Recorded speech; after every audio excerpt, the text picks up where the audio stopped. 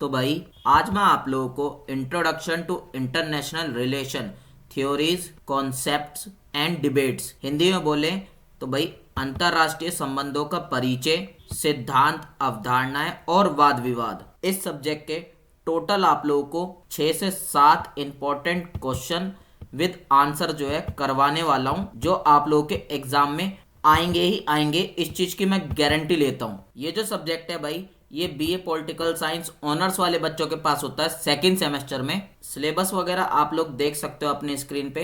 यही सारा आप लोगों का लेटेस्ट सिलेबस है। इसमें भाई आप लोगों के मल्टीपल चैप्टर्स दिए गए हैं और आप लोगों को मल्टीपल जो है यूनिट्स वगैरह दी गई हैं।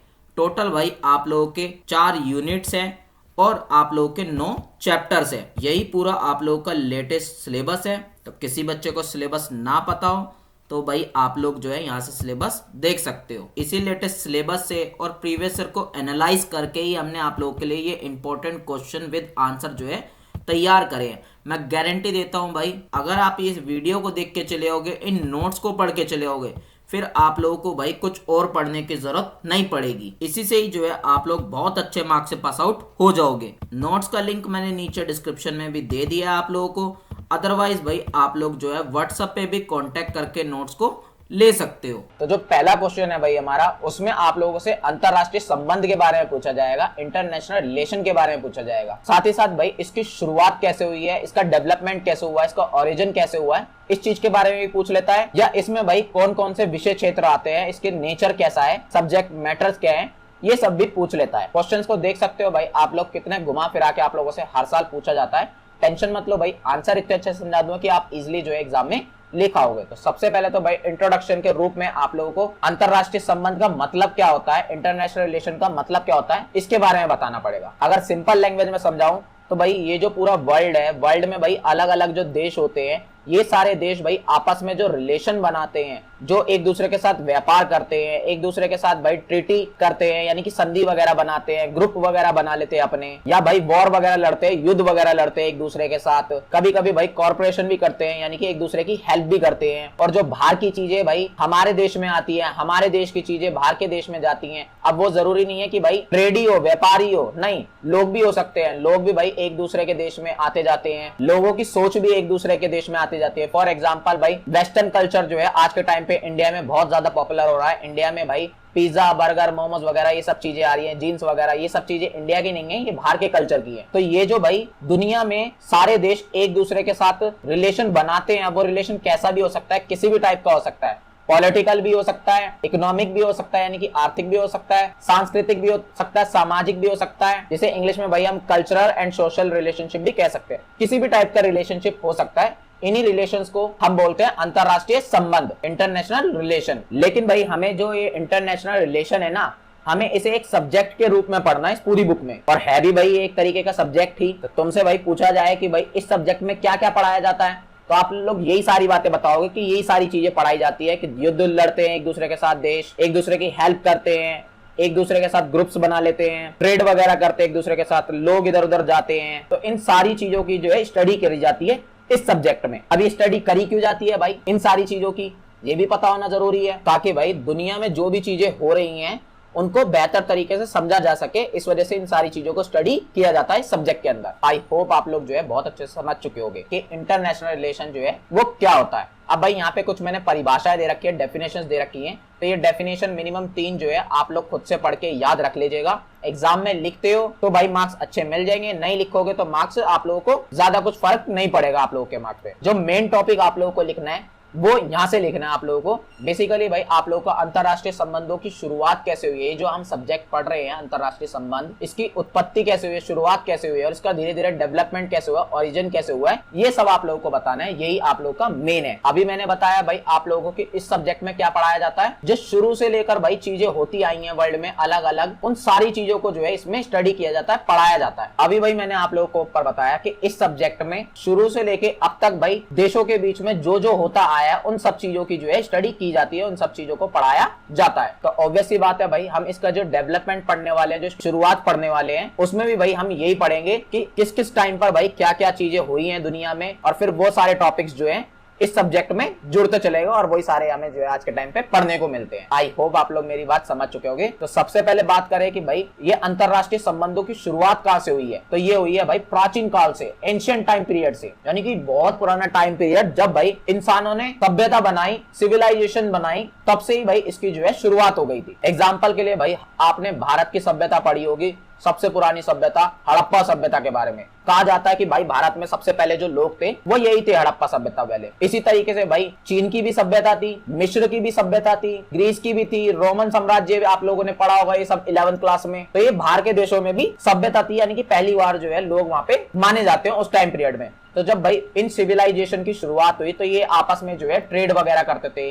एक दूसरे के साथ युद्ध वगैरह लड़ते थे, एक दूसरे की हेल्प करते थे। अब ट्रेड कर रहे हैं, युद्ध लड़ रहे हैं, हेल्प कर रहे हैं, तो ये क्या हुआ, यही तो अंतरराष्ट्रीय संबंध हुआ, अभी तो पढ़ाया था। तो यानी कि इस चीज की जो शुरुआत है अंतरराष्ट्रीय संबंध की, इंटरनेशनल रिलेशन की, ये प्राचीन काल से ही हो गई थी, एंशिएंट टाइम पीरियड से ही हो गई थी।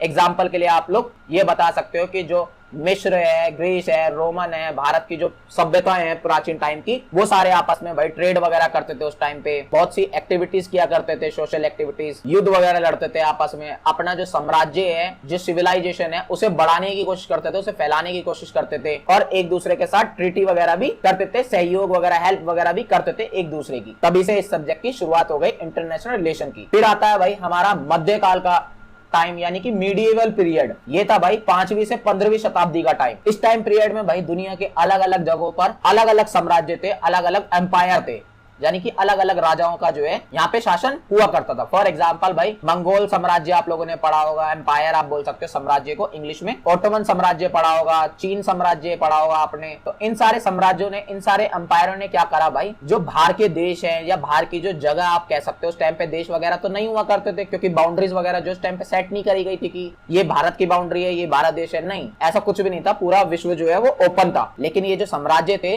ये जो अंपायर थे, इनकी जो जगह थी उसको भाई धीरे धीरे जो है फैलाना शुरू कर देता, उसे जो है धीरे धीरे बड़ा करना शुरू कर देता, बाकी जगहों को भी अपने कब्जे में लेकर, उनके साथ युद्ध लड़कर, जो राजा वगैरह एक दूसरे के साथ युद्ध वगैरह लड़के उनकी जमीन, उनकी सब कुछ जो है हड़प लेते थे, या राजा वगैरह भाई एक दूसरे के साथ ट्रेड वगैरह करते थे उस टाइम पे, या एक दूसरे की हेल्प वगैरह भी करते थे, दोस्त वगैरह बन के। और इस टाइम पे भाई धर्म वगैरह को जो है ज्यादा माना जाता था पूरे वर्ल्ड में। फॉर एग्जाम्पल भाई हम यूरोप की बात करें तो उस टाइम पे भाई चर्च वगैरह की यूरोप में बहुत ज्यादा सुनी जाती थी, और चर्च जो कहता था भाई राजा वही करता था। और जो राज्य हुआ करते थे, जो स्टेट हुआ करते थे, जो राजा वगैरह की सरकार हुआ करती थी, वो भाई एक दूसरे के साथ युद्ध वगैरह जो है बहुत लड़ा करते थे उस टाइम पे, एक दूसरे को हराने के लिए, एक दूसरे का जो साम्राज्य एम्पायर है वो हड़पने के लिए, अपने अंडर में लेने के लिए। अगर मैं आप लोगों को ट्रेड का एग्जाम्पल दूं उस टाइम पे, तो भाई आप लोगों ने सिल्क रोड के बारे में सुना होगा। सिल्क रोड जो था ये चीन से निकलकर भाई उस टाइम पे मध्य एशिया से होता हुआ पूरा यूरोप तक जाता था, और इससे भाई सिल्क का जो है बहुत ज्यादा व्यापार हुआ करता था उस टाइम पे। सिल्क आप लोगों को पता होगा एक कपड़ा हुआ करता था, उसका बहुत ज्यादा व्यापार हुआ करता था, ट्रेड हुआ करता था उस टाइम पे। आज के टाइम पे भी भाई चीन जो है इस रूट को दोबारा से ओपन करने की कोशिश कर रहा है, क्योंकि ये उस टाइम पे भी बहुत इंपॉर्टेंट था और आज के टाइम पे भी बहुत ज्यादा इंपॉर्टेंट था। अब बात करें कि भाई 1648 में क्या हुआ, 1648 में क्या हुआ, आप इसे भाई 17th सेंचुरी या 17वीं शताब्दी भी बोल सकते हो। तो इस टाइम पीरियड में भाई वेस्टफालिया शांति समझौता हुआ, यानी कि एक तरीके से पीस ट्रीटी हुई, जिसका नाम था वेस्टफालिया। कब हुई थी भाई, 1668 में हुई थी। मैंने आप लोगों को पढ़ाया अभी मध्यकाल के जो टाइम था उसमें भाई राजा वगैरह जो है बहुत ज्यादा लड़ते रहते थे, राज्य वगैरह जो है आपस में बहुत ज्यादा युद्ध वगैरह लड़ते रहते थे, और अपना जो अंपायर है, अपना जो साम्राज्य से फैलाने की कोशिश बहुत ज्यादा करते थे। तो विश्व में भाई पहली बार ऐसा हुआ कि राजाओं ने आपस में एक ट्रीटी करी, एक संधि करी, समझौता आप बोल सकते हो। और किस लिए करा, ये जो भाई एक राजा दूसरे के राज्य में टांग अड़ा रहा था, बार बार भाई युद्ध वगैरह हो रहे हैं खूब दबा के, और उस टाइम पे यूरोप में बहुत ज्यादा युद्ध वगैरह हो रहे थे, राजा वगैरह जो है एक दूसरे के राज्य में, एक दूसरे के स्टेट में जो है बहुत ज्यादा इन्वॉल्व हो रहे थे। तो ऐसे में इन्होंने जो है ये ट्रीटी कर ली, ये समझौता कर लिया कि अब भाई हम जो है एक दूसरे के एरिया में नहीं दखल अंदाजी देंगे, तुम्हारे एरिया को तुम कंट्रोल करोगे, हमारे एरिया को हम कंट्रोल करेंगे। और यहीं से ही भाई संप्रभुता की जो है शुरुआत हुई है, सोवरेनिटी की शुरुआत हुई है। और सोवरेनिटी, संप्रभुता जो है आज के टाइम पे भी वैलिड है, ये चीज आप लोगों को पता ही होगी। संप्रभुता, सोवरेनिटी बेसिकली भाई जो आज सभी देशों के पास एक वैलिड पावर होती है ना, कि भाई उनके देश को उनके देशवासी ही कंट्रोल करेंगे पूरी तरीके से, जो फ्रीडम होती है उनके पास, बाहर के देशों की कुछ भी सुननी नहीं पड़ती है, तो इसी को भाई संप्रभुता या सोवरेनिटी कहते हैं, जो हमारे पास ये अधिकार होता है, ये फ्रीडम जो होती है। तो इस चीज की शुरुआत यहाँ से हुई थी। आई होप आप लोगों को समझ में आया होगा। फिर इसके बाद भाई जैसे जैसे वक्त आगे बढ़ा तो फिर भाई औद्योगिक क्रांति, उपनिवेशवाद आया। इंग्लिश में भाई आप इसे इंडस्ट्रियल रेवोल्यूशन या इंपीरियलिज्म बोल सकते हो। टाइम पीरियड जो था भाई का वो 18वीं से 19वीं शताब्दी का था। इस टाइम पीरियड में भाई जो ट्रेड था, जो व्यापार था, वो बहुत ज्यादा बढ़ने लगा था। एक दूसरे के साथ लोग जो है बहुत ज्यादा ट्रेड करने लगे थे एक दूसरे देश के साथ। क्यों? क्योंकि भाई अब जो है मशीन वगैरह फैक्ट्रियों वगैरह में आने लग गई थी, सारा काम मशीनों वगैरह से जो है होने लगा था। तो इस वजह से प्रोडक्शन भी बहुत ज्यादा हो रहा था। अब जब प्रोडक्शन ज्यादा हो रहा है तो भाई ये बाहर के देशों में भी उसे जो है बेचने लग गए, ट्रेड वगैरह उनसे करने लग गए बहुत बड़े लेवल पे। तो आज के टाइम पे जो बड़े लेवल पे भाई ये ट्रेड वगैरह होता है, तो इस चीज की शुरुआत औद्योगिक क्रांति से ही हुई है। इसके साथ साथ भाई उपनिवेशवाद होने लग गया था इस टाइम पीरियड में, यानी कि इंपीरियलिज्म आप कह सकते हो। सिंपल लैंग्वेज में बोलूं तो भाई जो यूरोप के बड़े बड़े देश थे, बड़ी बड़ी पावर वाले देश थे, जैसे कि फ्रांस है, ब्रिटेन है, स्पेन है, इन्होंने भाई दुनिया के बाकी सारे देशों को अपना धीरे धीरे गुलाम बनाना शुरू कर दिया था। आप लोगों को पता है उस टाइम पे भाई भारत को भी जो है इन्होंने गुलाम बनाया था। 18वीं शताब्दी में ही भारत में अंग्रेज वगैरह आ गए थे। आप लोगों को ये चीज पता ही होगा, पढ़ा ही होगा आप लोगों ने। अब जब भाई इन्होंने गुलाम वगैरह बनाया तो उस वजह से भाई व्यापार वगैरह खूब ज्यादा बढ़ा, और जो दूसरे जो गुलाम देश के भाई जो भी रिसोर्सेस थे, जो संसाधन थे, वो धीरे धीरे खत्म होते चले गए, और उनका जो कल्चर है वो भी धीरे धीरे चेंज होता चला गया। जैसे कि आज के टाइम पे भारत का जो कल्चर ये चेंज हो रहा है, ये चीज कहीं ना कहीं अंग्रेजों की आने की वजह से हुई थी इस चीज की शुरुआत। बात करें भाई अगर हम 20वीं शताब्दी की, 20th सेंचुरी की, तो इस टाइम पे भाई विश्व युद्ध हो गए, यानी कि वर्ल्ड वॉर वगैरह हो गए। ये आप लोगों ने क्लास 12th में पढ़ा होगा कि जो पहला विश्व युद्ध हुआ था, पहला जो वर्ल्ड वॉर हुआ था, वो आप लोगों का भाई 1914 से लेके 1919 तक चला था। और जो दूसरा वर्ल्ड वॉर हुआ था वो भाई आप लोगों का 1939 से लेकर 1945 तक चला था। अब वर्ल्ड वॉर वगैरह जैसी चीजें हुई, बहुत ज्यादा भाई नुकसान वगैरह हुआ, तो फिर भाई यूएनओ वगैरह निकल कर आया, संयुक्त राष्ट्र निकल कर आया। इसके बारे में भी भाई आप लोगों ने पढ़ा होगा। ये एक ऑर्गेनाइजेशन है, एक संगठन है विश्व लेवल का, और इसके बनाए गए रूल, इसकी बनाई गई सारी बातें जो है वो सभी देशों को माननी पड़ती हैं। एक तरीके से आप कह सकते हो पूरे वर्ल्ड का सुप्रीम कोर्ट है ये। और इसे इसलिए ही बनाया गया था कि ये देश वगैरह जो आपस में लड़ रहे हैं, वर्ल्ड वॉर वगैरह हो रहे हैं, ये चीजें ना हो। फिर इसके बाद भाई टाइम पीरियड आता है हमारा शीत युद्ध का, कोल्ड वॉर का, और वैश्वीकरण का, यानी कि ग्लोबलाइजेशन का। इस टाइम पीरियड पे भाई जो अमेरिका और सोवियत संघ था, जो आज के टाइम पे आप रूस बोल सकते हो, उनके बीच में भाई कोल्ड वॉर चल रहा था, शीत युद्ध चल रहा था।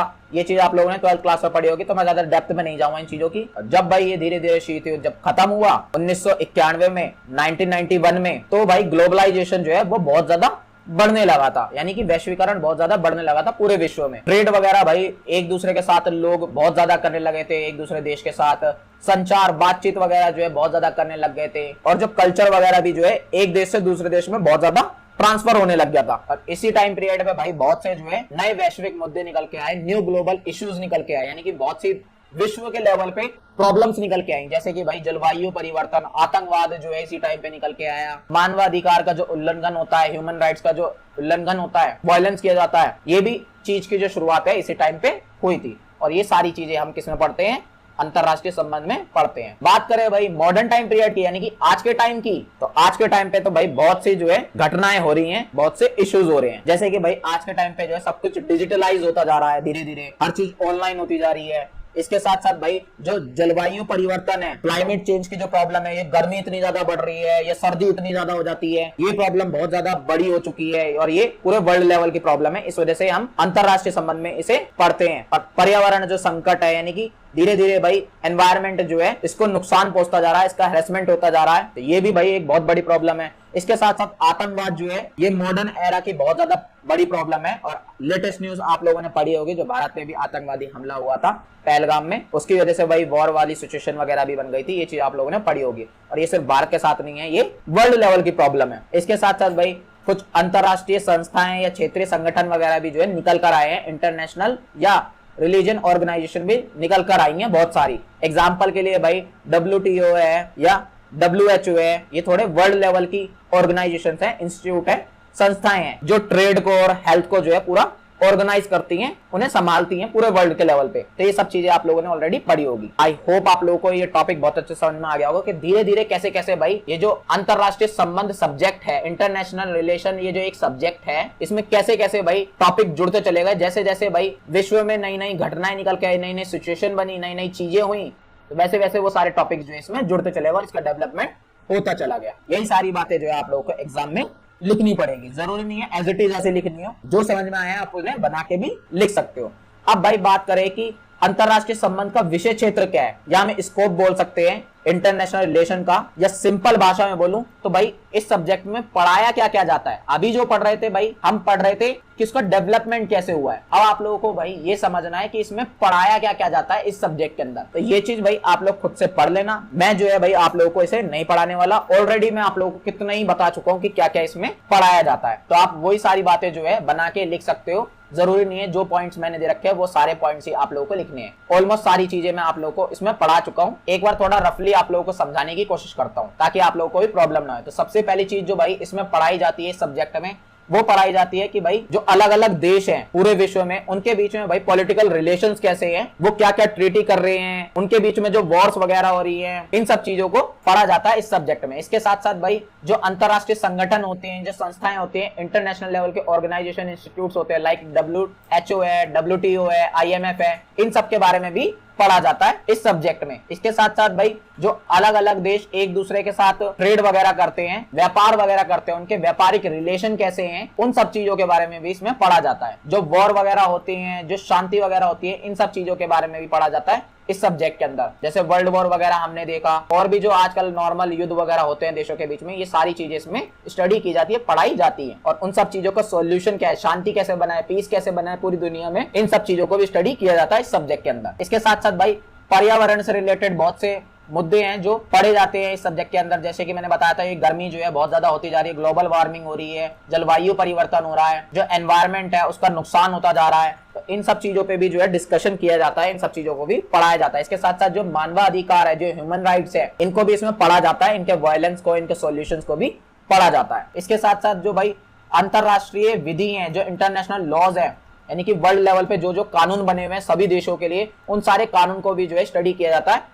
इस सब्जेक्ट के अंदर। और ये कानून भाई कौन बनाता है, ये कानून जो है भाई अंतरराष्ट्रीय न्यायालय बनाता है, इंटरनेशनल कोर्ट ऑफ जस्टिस बनाता है। और ये किसका पार्ट है, ये भाई UNO का पार्ट है। आप लोगों ने ये सब चीजें 12th क्लासों में पढ़ी होंगी। इसके साथ साथ जो भाई विदेश नीति होती है, फॉरेन पॉलिसी होती है हर किसी देश की, जैसे भारत की भी फॉरेन पॉलिसी है कि भारत को भाई सभी के साथ जो है शांति के साथ रहना है, पूरे दुनिया में शांति बनाए रखनी है। भारत कभी भी किसी के साथ जो है युद्ध लड़ना नहीं चाहता है, और अगर हम पे कोई अटैक करेगा तो हम फर्स्ट अटैक जो है नहीं करेंगे, लेकिन कोई अटैक करेगा तो हम उसे छोड़ेंगे नहीं, हम अपने परमाणु हथियारों को जो है पहले यूज नहीं करेंगे। तो ये सब चीजें जो है ये भारत की विदेश नीति है, भारत की फॉरेन पॉलिसी है। इसी तरीके से सारे देशों की जो है फॉरेन पॉलिसी इसमें स्टडी करी जाती है। बात करें और क्या स्टडी किया जाता है, तो और भाई इसमें अंतरराष्ट्रीय राजनीतिक अर्थशास्त्र, यानी कि international political economy, world level की भाई जो इकोनॉमी है उसकी भी स्टडी करी जाती है। यानी कि जो अलग अलग बड़ी बड़ी कंपनियां होती हैं उन सबको भी पढ़ा जाता है इसके अंदर। जो ट्रेड वगैरह से रिलेटेड, व्यापार वगैरह से रिलेटेड जो कानून, लॉज वगैरह, प्लानिंग वगैरह बनाई जाती है, इन सब चीजों को भी स्टडी किया जाता है। इसके साथ साथ जो वित्तीय संकट होता है, फाइनेंशियल जो क्राइसिस आ जाते हैं, दुनिया में गरीबी आ जाती है, मंदी का टाइम आ जाता है, उन सब चीजों को भी स्टडी किया जाता है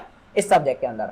आई होप आप लोग ये चीज जो है बहुत अच्छे से समझ चुके होंगे। लास्ट जो टॉपिक है आप लोगों का, ये है भाई आप लोगों का अंतरराष्ट्रीय संबंधों की प्रकृति, nature of international relation. Basically भाई ये जो हम इंटरनेशनल रिलेशन, अंतरराष्ट्रीय संबंध सब्जेक्ट पढ़ रहे हैं, इसका नेचर कैसा है वो समझेंगे। जैसे भाई हम एक इंसान का नेचर समझते हैं कि वो किस तरीके की बातें करता है, किस तरीके की सोच रखता है, क्या क्या एक्टिविटीज करता है, इन सब चीजों से भाई हम एक इंसान का जो है नेचर पता लगाते हैं। इसी तरीके से जो है हमें इस सब्जेक्ट का जो है नेचर पता लगाना है, तो वो अब मैं आप लोगों को स्टेप बाय स्टेप समझाऊंगा। सबसे पहली चीज भाई, इस सब्जेक्ट का नेचर ऐसा है, इस सब्जेक्ट की प्रकृति ऐसी है कि इसमें भाई अलग अलग सब्जेक्टों को जो है हम पढ़ते हैं, इस सब्जेक्ट में अलग अलग सब्जेक्ट को। फॉर एग्जांपल भाई हम इसमें पॉलिटिक्स के बारे में भी पढ़ते हैं, हम इसमें इकोनॉमिक्स के बारे में भी पढ़ते हैं, हम इसमें भाई समाज शास्त्र यानी कि सोशियोलॉजी के बारे में भी पढ़ते हैं, हम इसमें हिस्ट्री के बारे में पढ़ते हैं। अभी हमने देखे ना भाई हिस्ट्री की कितनी सारी घटनाएं जो है वो मैंने आप लोगों को ऊपर पढ़ाई थी, तो हम वो भी पढ़ते हैं। इसके साथ साथ भाई इसमें हम भूगोल के बारे में यानी कि ज्योग्राफी के बारे में भी पढ़ते हैं, और लॉज के बारे में भी पढ़ते हैं, कानून वगैरह के बारे में भी पढ़ते हैं। तो इसका नेचर ही ऐसा है भाई इस सब्जेक्ट का कि इसमें अलग अलग सब्जेक्ट हम पढ़ते हैं। दूसरा भाई जो नेचर है इसका वो ये है कि भाई ये समय के साथ जो है धीरे धीरे डेवलप हुआ और इसमें बदलाव आते गए हैं। ऐसा नहीं है कि भाई ये जैसे पहले था आज भी वैसे ही है, नहीं, लेकिन ये धीरे धीरे समय के साथ जो है डेवलप होते गया और इसमें समय के साथ जो है धीरे धीरे चेंजेस आते गए हैं, परिवर्तन आते गए हैं। और क्या नेचर है भाई इसका, और भाई ये जो सब्जेक्ट है ना, ये भाई पावर के ऊपर और इंटरेस्ट ओरिएंटेड है थोड़ा, यानी कि जो पावर वगैरह से रिलेटेड चीजें हैं वो ज्यादा पढ़ाई जाती हैं, जो इंटरेस्ट वगैरह से रिलेटेड चीज होती है वो ज्यादा पढ़ाई जाती है, जिसमें फायदे की बात ज्यादा हो रही होती है, राज्यों की, सरकारों की, राजाओं की। जो पावर वगैरह की बात होती है, सत्ता वगैरह की, जो राजा की सत्ता होती है, राज्य की, सरकार की जो सत्ता होती है, पावर होती है, उन सब चीजों को ज्यादा पढ़ाया जाता है इस सब्जेक्ट में। और क्या भाई नेचर है इसका? और भाई नेचर ये है कि इस सब्जेक्ट में जो है एक तरफ तो भाई हमें संघर्ष पढ़ने को मिलता है, नहीं कि कॉन्फ्लिक्ट वगैरह, देशों के बीच कैसे युद्ध हुए, युद्ध में क्या वगैरह हुआ, ये सारी चीजें पढ़ने को मिलती हैं। और एक तरफ भाई हम इस सब्जेक्ट में शांति की बात करते हैं, पीस की बात करते हैं, सहयोग की बात करते हैं, कोऑपरेशन की बात करते हैं। तो दोनों का कॉम्बिनेशन है भाई इस सब्जेक्ट में। और कैसा नेचर है भाई इस सब्जेक्ट का? इस सब्जेक्ट का एक खास बात ये है कि भाई इसमें जो है हम दुनिया का पर्सपेक्टिव जान सकते हैं, दुनिया की सोच जान सकते हैं, दुनिया का परिप्रेक्ष्य जो है वो जान सकते हैं। यानी कि जो भी चीजें हम इस सब्जेक्ट में पढ़ते हैं वो थोड़ी दुनिया के पर्सपेक्टिव से होती हैं, दुनिया की सोच से होती हैं। ऐसा नहीं है कि भाई किसी एक देश के सोच के ऊपर डिपेंड है, नहीं, बल्कि पूरी दुनिया की सोच के ऊपर चीजें होती हैं। ऑब्वियस सी बात है क्योंकि पूरी दुनिया के बारे में ही हम इसमें पढ़ रहे हैं, तो अलग अलग भाई हमें पर्सपेक्टिव जानने को मिलते हैं, ऑलमोस्ट पूरी दुनिया के पर्सपेक्टिव इसमें जानने को मिलते हैं, सोच जानने को मिलती है दुनिया के अलग अलग देशों की। लास्ट जो भाई इसका नेचर है वो ये है कि भाई इसमें जो है फैक्ट वगैरह को ज्यादा फोकस किया जाता है। ऐसा नहीं है कि भाई इसमें हम कुछ भी पढ़ लेंगे, नहीं, बल्कि फैक्ट वगैरह को पूरा अच्छे से चेकआउट किया जाता है। पूरा जो तर्क होगा, जिन चीजों में लॉजिक होगा, जिन चीजों में फैक्ट होगा, उन चीजों को इसमें ऐड किया जाता है और उन सब चीजों को ही पढ़ा जाता है। आई होप आप लोगों को नेचर भी बहुत अच्छे से समझ में आ गया होगा। लास्ट में भाई आप लोग जो है एक निष्कर्ष कंक्लूजन ऐड जरूर कर दीजिएगा, आप लोगों का आंसर यहाँ पे कंप्लीट हो जाएगा। तो भाई सेकंड क्वेश्चन में आप लोगों से यथार्थवाद के बारे में यानी कि रियलिज्म के बारे में पूछा जा सकता है। इसके साथ साथ भाई जो नव यथार्थवाद होता है, जो न्यू रियलिज्म होता है, उसके बारे में भी पूछा जाएगा। और जो शास्त्रीय यथार्थवाद है, इंग्लिश में बोले तो भाई क्लासिकल रियलिज्म, इसके बारे में भी आप लोगों से पूछा जाएगा। क्वेश्चन को देख सकते हो आप लोग कितने तरीके से जो है घुमा फिरा के आप लोगों से पूछा जाता है। टेंशन मतलब भाई आंसर इतने अच्छे समझा दूंगा कि आप इजिली जो है एग्जाम में लिखाओगे। तो सबसे पहले तो भाई आप लोगों को यथार्थवाद, रियलिज्म का मतलब भी पता होना बहुत ज्यादा जरूरी है। तो ये भाई एक तरीके की थ्योरी है, एक तरीके का सिद्धांत है, और इस सिद्धांत के अकॉर्डिंग भाई ये कहा जाता है कि हमें जो है भाई चीजों की फैक्ट पर जो है फोकस करना चाहिए, एक्चुअल में क्या है उन चीजों पे फोकस करना चाहिए। बल्कि हमें ये नहीं सोचना चाहिए कि ये चीज ऐसी होती तो बढ़िया होता, वैसी होती तो बढ़िया होता, नहीं, बल्कि जो रियलिटी है, जो चीज जैसी है उस पे हमें फोकस करना चाहिए। देखा जाए तो भाई इस सिद्धांत के अकॉर्डिंग सारी चीजों की रियलिटी पे फोकस किया जाता है और जो एक्चुअल में चीजें हैं उसी पे ही मेन फोकस होता है। अब बात करें भाई अंतरराष्ट्रीय संबंधों में, इंटरनेशनल रिलेशन में इसका क्या काम है? तो ये अंतरराष्ट्रीय संबंध में भाई इन लोगों का ये काम है कि ये लोग भाई ये बताते हैं कि जो अंतरराष्ट्रीय संबंध है, इंटरनेशनल रिलेशन में जो एक देश दूसरे देश के साथ रिलेशन बना रहा है,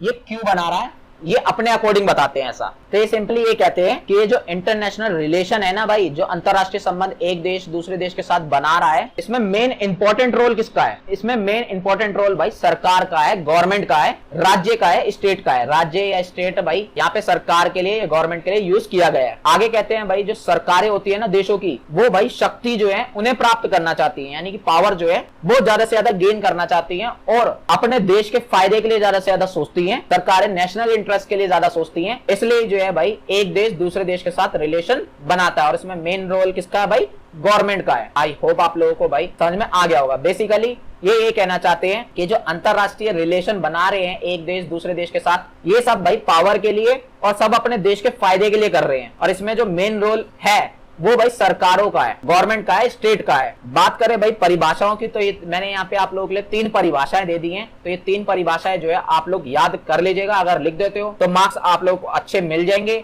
नहीं लिखते हो तो भी भाई ज्यादा कोई दिक्कत नहीं होगी। अब भाई ये जो यथार्थवाद हमने पढ़ा है ये भी भाई 2 टाइप का होता है। एक होता है भाई शास्त्रीय यथार्थवाद और एक होता है आधुनिक यथार्थवाद या नव यथार्थवाद, आप इसे बोल सकते हो। इंग्लिश में बोले तो भाई क्लासिकल रियलिज्म और मॉडर्न या नियो रियलिज्म। तो हम भाई एक एक करके सबको समझते हैं दोनों को। सबसे पहले भाई हम लोग देखेंगे शास्त्रीय यथार्थवाद, क्लासिकल रियलिज्म। बेसिकली भाई इस सिद्धांत का ये मानना है, इस थ्योरी का ये मानना है कि जो इंसान है ना भाई, जो ह्यूमन होते हैं, उनके नेचर पे ही डिपेंड करता है ये अंतरराष्ट्रीय रिलेशन, जो एक देश दूसरे देश के साथ भाई संबंध बना रहा है। ये चीज किस पे डिपेंड करती है? जो मानव का स्वभाव होता है, जो ह्यूमन का नेचर होता है, उस चीज के ऊपर डिपेंड करते हैं। क्यों? क्योंकि भाई ये कहते हैं ह्यूमन का नेचर ही भाई ऐसा होता है, इंसान का नेचर ही ऐसा होता है, उनका व्यवहार ही ऐसा होता है कि वो भाई अपने फायदे की बात सोचते हैं और ज्यादा से ज्यादा भाई शक्तिशाली बनना चाहते हैं, ज्यादा से ज्यादा पावर गेन करना चाहते हैं। इसलिए जो सरकार चला रहा है किसी देश की, वो भी तो एक इंसान ही है। तो इंटरनेशनल रिलेशन जो ये एक देश दूसरे देश के साथ बना रहा है, रिलेशन ही इसलिए बना रहे हैं एक देश दूसरे देश के साथ, ताकि भाई उनकी पावर बढ़ जाए और उनके देश का फायदा हो। और उसका मेन बेस क्या है, उसका मेन कारण क्या है, इंसान का नेचर ही ऐसा होता है। आई होप आप लोगों को ये क्लासिकल थ्योरी या शास्त्रीय सिद्धांत बहुत अच्छे से समझ में आ गया होगा। इन लोगों का क्या कहना है ये भी बहुत अच्छे से समझ में आ गया होगा। अब बेसिकली ये सिद्धांत दिया किसने था, ये दिया था भाई मॉर्गनथाउ ने। इन्होंने ये सारी बातें बोली थी। अब कहां पे बोली भाई ये सारी बातें, इन्होंने अपनी बुक में लिखी थी ये सारी बातें। इनकी बुक का नाम जरूर से याद रखना भाई, पॉलिटिक्स अमंग नेशन। बस इतना याद रख लोगे तो भी काफी है, बाकी आगे भी है the struggle for power and peace. ये इनकी पूरी बुक का नाम है। बुक कब आई थी भाई, इनकी 1948 में ये बुक आई थी। बस इतनी चीजें आप लोगों को याद रखनी है। अब आगे भाई इन्होंने जो है मेन 6 सिद्धांत दिए थे, 6 प्रिंसिपल बोल सकते हो आप लोग इसी थ्योरी के अंदर या इसी सिद्धांत के अंदर, या सिंपली बोलो तो भाई 6 बातें बताई थी इन्होंने, वो अब हमें समझनी है। तो पहली बात तो भाई इन्होंने यही बोला कि जो अंतरराष्ट्रीय राजनीति है, जो इंटरनेशनल पॉलिटिक्स है पूरी, ये मानव के व्यवहार पे ही पूरी आधारित होती है, उसी के ऊपर बेस्ड होती है। जो ह्यूमन का नेचर होता है उसी के अकॉर्डिंग जो है चलती है पूरी इंटरनेशनल पॉलिटिक्स, जो मैं आप लोगों को ऑलरेडी ऊपर समझा चुका हूँ। दूसरी बात भाई इन्होंने ये बोली कि जो भाई राष्ट्रीय हित होता है, जो नेशनल इंटरेस्ट होता है, यानी कि जो अपने देश की फायदे की बात होती है, उसी के अकॉर्डिंग जो है पूरी इंटरनेशनल पॉलिटिक्स चलती है, पूरा इंटरनेशनल रिलेशन काम करता है। ये भी मैं आप लोगों को ऊपर ही बहुत अच्छे से समझा चुका हूँ। तीसरी बात जो भाई इन्होंने बोली, तीसरा सिद्धांत आप बोल सकते हो या प्रिंसिपल बोल सकते हो, वो ये बोली कि जो ये देश जो होते हैं ना, वो भाई कभी भी ऐसा नहीं सोच सकते कि वर्ल्ड में जितने भी देश हैं उन सबकी भलाई हो, उन सबका ही जो है कल्याण हो, उन सबका ही जो है डेवलपमेंट हो, या पूरे विश्व की भलाई हो। ये देश कभी भी ऐसा नहीं सोच सकते। क्यों?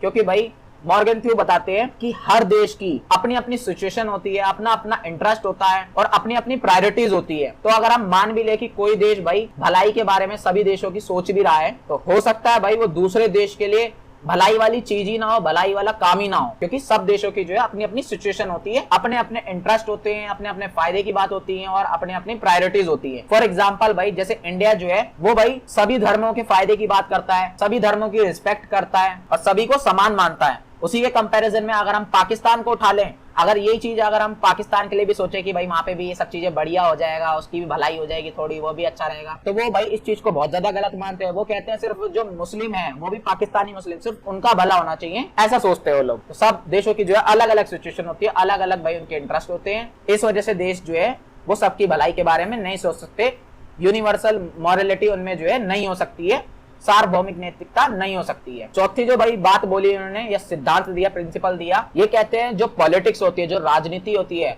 और जो नैतिकता होती है, यानी कि मॉरलिटी, अच्छाई आप बोल सकते हो, इनका आपस में रिलेशन तो है लेकिन ये अलग अलग भी हैं। वो कैसे, एग्जांपल से मैं आप लोगों को समझाता हूँ। ये कहते हैं कि मान लेते हैं भाई एक इंसान जो है वो अच्छा है, वो सबकी भलाई के बारे में सोच सकता है, सबका कल्याण हो, सबका डेवलपमेंट हो, सबका विकास हो, उसके बारे में सोचता है। तो अगर उसकी भाई गवर्नमेंट बन जाती है उस देश में, तो उसे भाई ऐसी सोच नहीं रखनी चाहिए, उसे भाई मॉरलिटी पे, नैतिकता पे ज्यादा फोकस नहीं करना चाहिए, बल्कि उसका जो मेन फोकस होना चाहिए कि भाई जो पूरा देश है उसकी सिक्योरिटी कैसे हो सके, उसकी सुरक्षा कैसे हो सके, फिर चाहे उसको भाई उसके लिए गलत भी करना पड़े तो वो कर सकता है। वो चीज मॉरलिटी यहाँ पे सही है। इसके साथ साथ भाई सभी देश के लोगों का जो है स्वास्थ्य, हेल्थ जो है अच्छी बनी रहे और जो शक्ति संतुलन है यानी कि पावर जो है वो भी बनी रहे, उसे इन सब चीजों के बारे में ज्यादा सोचना चाहिए। और ऐसे में भाई वो जो गलत तरीके हैं उन्हें भी अपना सकता है, उन्हें भी यूज कर सकता है। तो सिंपली यही कहते हैं कि अगर आप इंडिविजुअली देख रहे हो, अगर अकेले अकेले देख रहे हो, तो मॉरल भाई सब होते हैं, सब दूसरों की भलाई के बारे में सोच लेते हैं, बहुत सारे लोग ऐसे। लेकिन बात अगर भाई नेशनल इंटरेस्ट की आ जाती है, राष्ट्र की आ जाती है, देश की आ जाती है, तो ये सब चीजें भाई पॉसिबल नहीं हो पाती है। 5वें पॉइंट में भाई ये कहते हैं कि मान लेते हैं भाई कि एक देश जो है वो सबकी भलाई करने के बारे में सोच रहा है, तो वो भाई जो मॉरलिटी है, जो नैतिकता है, वो दूसरे देश पर थोप ही नहीं सकता भाई। क्यों? क्योंकि सभी देशों की भाई अलग अलग कल्चर है, अलग अलग मूल्य है, अलग अलग भाई इंटरेस्ट है, हित है, और सबके अपने अपने अलग अलग एक्सपीरियंस है, अनुभव है। इस वजह से भाई एक देश की विचारधारा अलग होती है, दूसरे देश की विचारधारा अलग हो सकती है। हम उसको कैसे थोप सकते हैं? हम उसे नहीं थोप सकते। बेशक हमारा पर्पस ये हो कि हम उसकी भलाई करना चाहते हैं, लेकिन हो सकता है वो चीज उसके लिए भलाई वाली ना हो, क्योंकि सबके अपने अपने एक्सपीरियंस होते हैं, सबके अपने अपने संस्कृति, मूल्य, सिद्धांत वगैरह होते हैं सभी देशों के। आगे ये कहते हैं कि भाई जो पॉलिटिक्स होती है ना, उसे भाई हमें अलग रखना चाहिए। किस चीज से अलग रखना चाहिए भाई? ये कहते हैं हमें इकोनॉमी से पॉलिटिक्स को बिल्कुल अलग रखना चाहिए, नैतिकता से, मॉरलिटी से, जो अच्छे हम दूसरों के बारे में सोचते हैं, भलाई के बारे में हमारी जो सोच होती है, इन चीजों से पॉलिटिक्स को अलग रखना चाहिए, और धर्म से भी जो है पॉलिटिक्स को अलग रखना चाहिए। तो आई होप आप लोगों को जो है पूरा शास्त्रीय यथार्थवाद बहुत अच्छे से समझ में आ गया होगा, 6 के 6 सिद्धांत भी बहुत अच्छे से समझ में आ गए होंगे। अब भाई हमें पढ़ना है अपना आधुनिक यथार्थवाद, या आप इसे नव यथार्थवाद या संरचनात्मक यथार्थवाद भी बोल सकते हो। तीनों नाम से भाई इसे जाना जाता है, पेपर में किसी भी नाम से पूछ ले तो कंफ्यूज बिल्कुल भी मत होना। इंग्लिश में बोले तो भाई मॉडर्न रियलिज्म, न्यू रियलिज्म और स्ट्रक्चरल रियलिज्म। इनका भाई सिंपली ये मानना है कि ये जो इंटरनेशनल रिलेशन है, ये जो अंतरराष्ट्रीय संबंध है, जो एक देश दूसरे देश के साथ बना रहा है अपने संबंध, ये चीज भाई मानव के व्यवहार पे डिपेंड नहीं करती है। जो वो पावर और नेशनल इंटरेस्ट के लिए अपने देश की भलाई के लिए सोचता है उस चीज पर डिपेंड नहीं करती है, बल्कि इंटरनेशनल रिलेशन का भाई स्ट्रक्चर ही ऐसा, अंतरराष्ट्रीय संबंध का संरचना ही ऐसी है, उसकी बनावट ही ऐसी है। इंटरनेशनल रिलेशंस काम ही इस तरीके से करते हैं कि फिर भाई सभी देशों को जो है पावर के लिए सोचना पड़ता है, ज्यादा से ज्यादा पावर गेन करने की कोशिश करते हैं सभी देश, और अपने इंटरेस्ट को, अपने देश के फायदे की बात को ध्यान में रख के ही सारा काम करते हैं, रिलेशंस वगैरह बनाते हैं। तो बेसिकली भाई ये कह रहे हैं कि जो पूरा भाई इंटरनेशनल रिलेशंस हैं, जो अंतरराष्ट्रीय संबंध है, उसका स्ट्रक्चर ही ऐसा है, वो काम ही ऐसा करता है। सभी लोगों को भाई पावर के बारे में सोचना पड़ता है और अपने अपने देश की भलाई के बारे में सोचना पड़ता है। इससे ह्यूमन नेचर का, मानव के व्यवहार का कोई लेन देना नहीं है। आई होप आप लोगों को ये नव यथार्थवाद भी बहुत अच्छे समझ में आ गया होगा। अब ये दिया किसने भाई? ये दिया था केनेथ वोल्टस ने, ये जो सारी बातें बताई हैं। ये भी भाई इन्होंने अपनी बुक में लिखा। इनकी बुक का नाम क्या था भाई? Theory of international politics. ये बुक इन्होंने कब लिखी थी? ये लिखी थी भाई 1989 में। अब इसके भी भाई कुछ की प्रिंसिपल्स हैं, की फीचर्स कह सकते हो, या विशेषताएं बोल सकते हो, सिद्धांत बोल सकते हो, कुछ भी आप बोल सकते हो। पहली बात तो भाई ये यही बोलते हैं कि जो इंटरनेशनल रिलेशंस हैं, जो अंतरराष्ट्रीय संबंध है, ये भाई ह्यूमन के नेचर पे डिपेंड नहीं है, बल्कि इस चीज का स्ट्रक्चर ही ऐसा है, ये चीज काम ही ऐसी करती है। और ये चीज मैं आप लोगों को ऑलरेडी बहुत अच्छे से ऊपर समझा चुका हूँ। दूसरी बात भाई ये बोलते हैं कि इंटरनेशनल जो रिलेशन होता है, ये जो पूरा विश्व है, पूरा जो वर्ल्ड है, इसमें भाई अराजकता है, अनार्की है। अराजकता का भाई नाम से समझ में आ रहा है, राज मतलब यानी कि राजा, राजा का ना होना, अराजकता यानी कि कोई भी एक राजा नहीं है जो पूरे वर्ल्ड को कंट्रोल कर सके, सभी देशों को बता सके कि क्या चीज सही है, क्या चीज गलत है। कोई भी एक सुप्रीम पावर जो है नहीं है जो इन सब चीजों को कंट्रोल कर सके, हैंडल कर सके। इस वजह से भाई सारे देश जो है सब अपनी मनमानी करते हैं, अपने अकॉर्डिंग ही चलते हैं। आगे ये बताते हैं कि भाई जो सभी राज्य या सभी देश है ना, वो एक इकाई की तरह है, एक यूनिट की तरह है। यानी कि सारे जो देश हैं वो एक तरीके से सेम है, समान है, और उनमें भाई बहुत ज्यादा समानता होती है, बहुत ज्यादा सिमिलैरिटीज होती है। वो काम भी जो है भाई सारे समान ही करते हैं, सारे सेम काम करते हैं। जैसे कि भाई सुरक्षा से रिलेटेड, संप्रभुता से रिलेटेड, रक्षा वगैरह से रिलेटेड, इंग्लिश में बोले तो भाई सिक्योरिटी, सोवरेनिटी, डिफेंस वगैरह से रिलेटेड जो भी काम होते हैं सारे सभी देश ऑलमोस्ट सेम करते हैं। बस जो उनमें डिफरेंस होता है वो होता है भाई कैपेबिलिटीज का, यानी कि उनकी क्षमता कितनी है, उनमें पावर कितनी है, इस चीज का ही डिफरेंस होता है। वो कितना कर सकते हैं किस काम को, इस चीज का ही डिफरेंस होता है। आगे भाई चौथा सिद्धांत ये देते हैं, चौथी बात ये बताते हैं, चौथा प्रिंसिपल, विशेषता आप बोल सकते हो, ये बोलते हैं कि जो वर्ल्ड में भाई अलग अलग देश है ना भाई, अलग अलग जो देश है, इन सबके पास पावर भी जो है अलग अलग है, अलग अलग बटी हुई है भाई सबके पास पावर। किसी की ज्यादा है तो किसी की कम है पावर। पावर को लेके बहुत ज्यादा इम्बैलेंस है, यानी कि संतुलन जो है वो नहीं है, बैलेंस नहीं बना हुआ। और इसी वजह से भाई ये जो इंटरनेशनल रिलेशन है सभी देशों के, ये डिसाइड होते हैं, उसी के अकॉर्डिंग काम करते हैं सारे देश। पांचवी बात ये बोलते हैं कि भाई सारे जो राज्य होते हैं, सारे जो देश होते हैं, वो भाई अपने देश की सुरक्षा को सबसे ज्यादा प्रायोरिटी देते हैं, सबसे ज्यादा प्राथमिकता देते हैं। सारे देश ही भाई अपने देश की सिक्योरिटी करना चाहते हैं, अपने अपने देश की सुरक्षा करना चाहते हैं, और वो ही सबसे जो है पहले मेन पर्पस होता है सभी देशों का। इस वजह से भी जो है अंतरराष्ट्रीय रिलेशन जो है इसके ऊपर बेस्ड होते हैं। लास्ट जो भाई इनके सिद्धांत की विशेषता है या की फीचर है वो ये है कि भाई इन्होंने जो है एक्चुअल में जो बातें हैं उन पर फोकस करा है। जो पहले वाला भाई हमारा शास्त्रीय यथार्थवाद था, क्लासिकल रियलिज्म था, उसकी तरह भाई कुछ भी नहीं बोल दिया, बल्कि इसने फैक्ट जो है उन पे फोकस किया है। आई होप आप लोगों को ये सारे सिद्धांत जो है बहुत अच्छे समझ में आ गए होंगे, की फीचर बहुत अच्छे समझ में आ गए होंगे। बेसिकली भाई जो केनेथ वोल्टस थे, उन्होंने जो ये सारी बातें बताई हैं, इन सारी बातों में भाई उन्होंने जो है जो ऊपर वाले सिद्धांत में हमने सारी बातें पढ़ी थी उनका एक तरीके से आलोचना करी है, उनकी कमियां गिनवाई हैं, उनका अपोज करा है। तो पेपर में भाई अगर आप लोगों से आलोचना लिखने के लिए बोलता है तो आप ये केनेथ वोल्टस का पूरा सिद्धांत भी लिख सकते हो। अदरवाइज भाई मैंने जो है आप लोगों को अलग से भी आलोचनाएं दे दी हैं, तो आप इन्हें खुद से पढ़ लीजिएगा। लास्ट में भाई आप लोगों को जो है बस कंक्लूजन, निष्कर्ष जो है ऐड कर देना, आप लोगों का आंसर यहाँ पे कंप्लीट हो जाता है। थर्ड क्वेश्चन में भाई आप लोगों से उदारवादी दृष्टिकोण के बारे में पूछा जाएगा, लिबरल पर्सपेक्टिव के बारे में पूछा जाएगा, या आप लोगों से नव उदारवादी दृष्टिकोण के बारे में भी पूछ सकता है। इंग्लिश में भाई इसे न्यू लिबरल अप्रोच बोलते हैं, या पर्सपेक्टिव भी आप बोल सकते हो। तो क्वेश्चन को देख सकते हो भाई, घुमा फिरा के जो है आप लोगों से पूछा जाता है। टेंशन मत लो, आंसर इतने अच्छे से समझा दूंगा कि आप इजिली जो है एग्जाम में लिखाओगे। तो सबसे पहले तो भाई ये उदारवादी दृष्टिकोण का मतलब क्या होता है वो मैं आप लोगों को समझाऊंगा। ये लिबरल पर्सपेक्टिव क्या है ये समझते हैं। तो जैसे भाई हमने ऊपर एक सिद्धांत पढ़ा अभी रियलिज्म का, यथार्थवाद का, उसी तरीके से भाई उदारवाद भी जो है एक तरीके का सिद्धांत है, पर्सपेक्टिव है, थ्योरी आप बोल सकते हो। इसमें भाई ज्यादातर स्वतंत्रता, समानता, न्याय, इन सब चीजों में जो है ज्यादा प्रायोरिटी दी जाती है। इन सब चीजों को बहुत ज्यादा इंपॉर्टेंट माना जाता है। इंग्लिश में भाई आप लिबर्टी, इक्वालिटी या जस्टिस जो है बोल सकते हैं इस चीज को। इन सब चीजों को ज्यादा प्रायोरिटीज दी जाती है। बेसिकली भाई इन लोगों का ये मानना है कि इंसानों को भाई अपने भले के बारे में पता होता है, उन्हें अच्छा और बुरा का फर्क बहुत अच्छे से पता होता है। तो हमें जो है उन्हें पूरी तरीके से स्वतंत्र छोड़ देना चाहिए, लिबरल छोड़ देना चाहिए। इसके साथ साथ भाई ये समानता की बात करते हैं। ये कहते हैं कि भाई सबके साथ जो है इक्वालिटी होनी चाहिए, सबको इक्वल अपॉर्चुनिटी मिलनी चाहिए, सबको समान अधिकार वगैरह जो है मिलने चाहिए। और ये न्याय की भी बात करते हैं। न्याय मतलब कि जस्टिस आप इंग्लिश में बोल सकते हैं। ये कहते हैं कि अगर किसी के साथ गलत हो रहा है तो उसको भाई न्याय, जस्टिस भी मिलना चाहिए। बेसिकली भाई ये यही कहते हैं कि सभी व्यक्ति को, सभी मनुष्य को, सभी इंसानों को हमें खुला छोड़ देना चाहिए। फिर चाहे वो भाई उनकी सोच का मामला हो या उनकी अभिव्यक्ति का मामला हो, यानी कि उन्हें किसी चीज पे विचार देना चाहिए, या उनके धर्म से रिलेटेड मामला हो या उनकी लाइफ से रिलेटेड मामला हो, किसी भी चीज से रिलेटेड जो है इंसानों को हमें स्वतंत्र छोड़ देना चाहिए, फ्री छोड़ देना चाहिए। राज्य को, सरकार को, स्टेट को जो है इसमें कोई भी हस्तक्षेप नहीं करना चाहिए, कोई भी इंटरफेरेंस नहीं करना चाहिए स्टेट को इसमें। तो ऐसी जो सोच रखते हैं भाई उन्हें हम उदारवादी या लिबरल बोलते हैं। बात करें कि भाई अंतरराष्ट्रीय संबंधों में, इंटरनेशनल रिलेशन में भाई उदारवाद का, लिबरलिज्म का क्या काम है,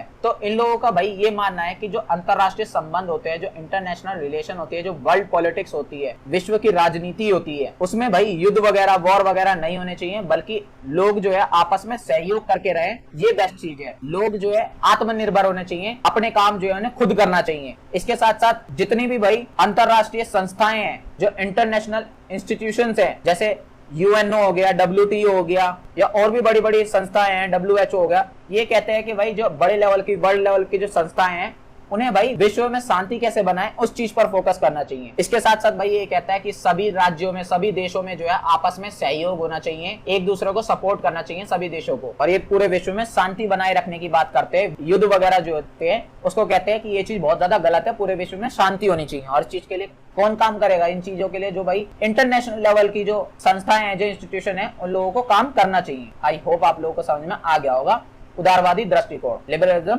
पर्सपेक्टिव। अब थोड़ा भाई इसकी मेन विशेषताओं के बारे में जान लेते हैं। मेन सिद्धांत आप बोल सकते हो या की फीचर्स भी आप लोग बोल सकते हो। सबसे पहले तो भाई ये लोग यही बोलते हैं कि ये जो हमारी वर्ल्ड पॉलिटिक्स होती है, जो विश्व राजनीति होती है, इसमें भाई सभी देशों को जो है एक दूसरे का कॉर्पोरेशन करना चाहिए, एक दूसरे का साथ देना चाहिए। जो युद्ध वगैरह लड़ते रहते हैं देश एक दूसरे से, ये सब चीजें नहीं होनी चाहिए। अगर कोई दिक्कत आती भी तो भाई शांति से बात वगैरह करके उसे सुलझाओ, आपस में एक दूसरे को सपोर्ट करो और शांति से जो है सब चीजें करो। कोई युद्ध वगैरह लड़ने की जरूरत नहीं है, क्योंकि इन सब चीजों से भाई उन देशों का ही नुकसान होगा। तो ये कहते हैं विश्व में पूरी तरीके से शांति होनी चाहिए और सारे जो देश है वो एक दूसरे का सपोर्ट करना चाहिए, ऐसा होना चाहिए वर्ल्ड पॉलिटिक्स में। दूसरा जो भाई मेन विशेषता है, मेन सिद्धांत है, तो ये कहते हैं कि जो अंतरराष्ट्रीय संस्थाएं होती हैं सारी, जो इंटरनेशनल इंस्टीट्यूट्स होते हैं, लाइक भाई यूएनओ आप लोगों ने पढ़ा होगा, डब्ल्यूटीओ पढ़ा होगा, आईएमएफ पढ़ा होगा, ये कहते हैं इनका भाई बहुत ज्यादा इंपॉर्टेंट रोल है, बहुत ज्यादा इंपॉर्टेंट भूमिका है वर्ल्ड पॉलिटिक्स में, इंटरनेशनल रिलेशन में या अंतरराष्ट्रीय संबंध में। ये कहते हैं भाई इन संस्थाओं को, इन इंस्टीट्यूट्स को विश्व की शांति के लिए काम करना चाहिए। जो भी देशों में भाई वॉर वगैरह हो रहे हैं, युद्ध वगैरह हो रहे हैं, उन सबको भाई सुलझाना चाहिए और पूरे विश्व में शांति बनाए रखनी चाहिए। और इस चीज के लिए भाई इन संस्थाओं का मेन रोल है, क्योंकि यही जो संस्थाएं हैं वो पूरे विश्व को कंट्रोल कर सकते हैं, सभी देशों को कंट्रोल कर सकती है। तीसरी जो बात बोलते हैं भाई ये लोग, ये तीसरी विशेषता, सिद्धांत बोल सकते हो, प्रिंसिपल या की फीचर आप बोल सकते हो, तो ये कहते हैं भाई वैश्वीकरण के कारण, ग्लोबलाइजेशन की वजह से जो है एक देश दूसरे देश के ऊपर निर्भर होता जा रहा है। उसे किसी भी चीज की जरूरत पड़ती है तो भाई उसे जो है दूसरे देशों के ऊपर डिपेंड रहना पड़ता है अपने देश की जरूरतों को पूरा करने के लिए। फॉर एग्जांपल भाई भारत को भी जो है ऑयल वगैरह बाहर से इंपोर्ट करना पड़ता है, बाहर से मंगाना पड़ता है, या और भी बहुत सारी चीजें ऐसी है जो भारत को जो है बाहर से मंगानी पड़ती हैं अपनी जरूरतों को पूरा करने के लिए। तो ये कहते हैं ये जो एक दूसरे के ऊपर डिपेंड हो गए हैं, देश निर्भर हो गए हैं, इस वजह से भाई जब लोग युद्ध वगैरह भी लड़ते हैं ना, तो युद्ध वगैरह भी बहुत ज्यादा महंगा हो गया है। तो ये कहते हैं युद्ध वगैरह मत लड़ो, बल्कि एक दूसरे का सपोर्ट करो, शांति से सारे झगड़े सुलझाओ, जिसमें तुम्हारा ही फायदा है। और शांति बनाए रखने के लिए भाई तुम्हें जो है अंतरराष्ट्रीय संधियां करनी चाहिए, यानी कि समझौते वगैरह करना चाहिए, ट्रीटी वगैरह करना चाहिए,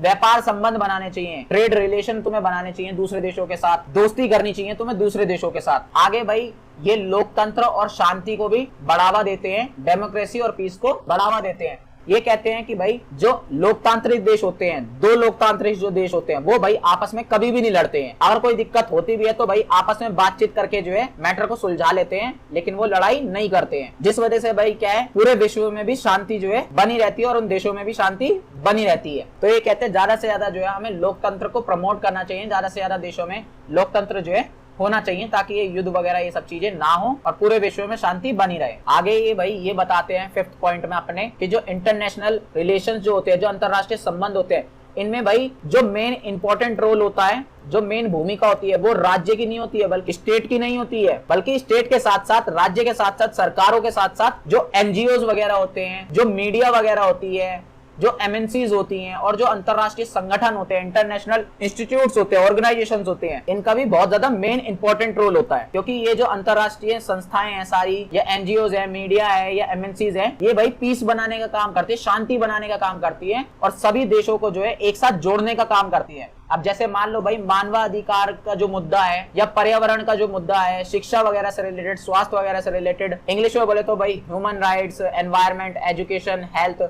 इन सब से रिलेटेड जो दिक्कतें हैं ये किसी एक देश की थोड़ी है, बल्कि सभी देशों को है और इन सभी देशों ने मिलकर आपस में सहयोग करा है, एक दूसरे का सपोर्ट करा है। और ये सब चीजें किसकी वजह से पॉसिबल हो पाई है? एनजीओ की वजह से, मीडिया की वजह से, एमएनसीज की वजह से, अंतरराष्ट्रीय संगठनों की वजह से। आगे ये बताते हैं कि ये जो भाई इंटरनेशनल रिलेशंस होते हैं, अंतरराष्ट्रीय संबंध होते हैं, इनमें भाई जो अंतरराष्ट्रीय लेवल पे कानून बने होते हैं, जो भाई इंटरनेशनल लॉज होते हैं, वो बहुत ही ज्यादा इंपॉर्टेंट है। ये कहते हैं कि भाई ये जो पूरे विश्व के लेवल पे कानून वगैरह बनाए गए हैं, इसकी वजह से भाई जो शांति है आज के टाइम पे वर्ल्ड में, वो इसी की वजह से है और इसी की वजह से शांति बनी रहती है, थोड़ी बहुत जो भी बनी रहती है, और जो देश सारे एक दूसरे को सपोर्ट कर रहे हैं वो इसी की वजह से कर रहे हैं। ये कहते हैं अगर ये कानून वगैरह नहीं होते तो भाई ये सारी चीजें भी पॉसिबल नहीं हो पाती। आई होप आप लोगों को जो है पूरा ये उदारवादी पर्सपेक्टिव, लिबरल पर्सपेक्टिव जो समझ में आ गया होगा, उसके की फीचर, विशेषताएं, सिद्धांत वगैरह भी बहुत अच्छे समझ में आ गई होंगी। अब जो नेक्स्ट है भाई हमारा, वो है भाई हमारा न्यू लिबरल पर्सपेक्टिव। हिंदी में बोले तो भाई नव उदारवादी दृष्टिकोण है। ये भी उदारवादी, ये भी लिबरल है भाई,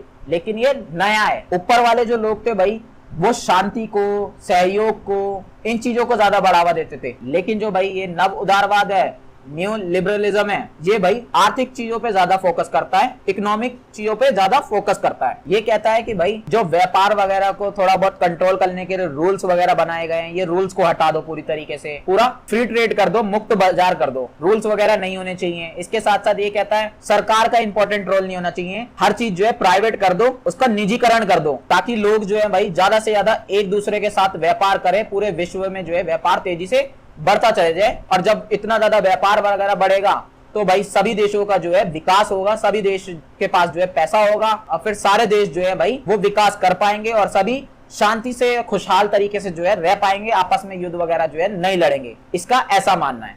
आई होप आप लोगों को मेजर डिफरेंस समझ में आ गया होगा। जो ऊपर वाला था भाई वो भाई विश्व में शांति की बात करता था और देश एक दूसरे की हेल्प करे, सहयोग करे, सपोर्ट करे, इस चीज की बात करता था।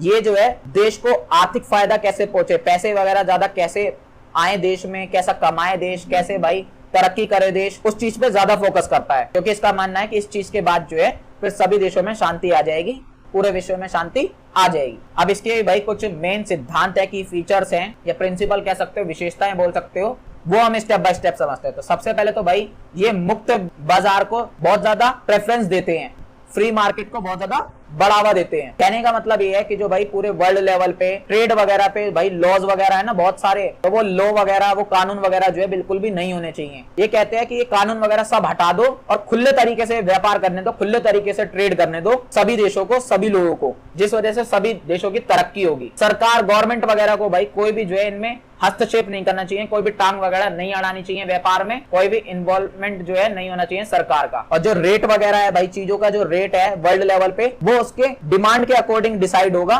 ना कि गवर्नमेंट वगैरह डिसाइड करेगी या कोई और डिसाइड करेगा। जैसी डिमांड होगी वैसा ही भाई उस चीज का रेट भी होना चाहिए, ऐसा बोलते हैं लोग। इसी को फ्री ट्रेड या फ्री मार्केट जो है बोला जाता है, या आप मुक्त बाजार हिंदी में बोल सकते हो। दूसरा भाई ये चीज जो है प्राइवेटाइजेशन को ज्यादा एम्फसाइज करते हैं, उसको ज्यादा प्रायोरिटीज देते हैं, प्राथमिकता देते हैं। ये कहते हैं कि भाई सारी चीजें जो है हमें प्राइवेट कर देनी चाहिए, बिजली, रेलवे, जो भी चीजें भाई इंपॉर्टेंट है सारी हमें प्राइवेट कर देना चाहिए, गवर्नमेंट के हाथों में ये सारी चीजें नहीं होनी चाहिए, हमें उन सब चीजों का निजीकरण कर देना चाहिए, जिस वजह से भाई इन सारी चीजों की क्वालिटी बढ़ेगी, ये सब चीजें जो है और अच्छे से काम कर पाएंगी।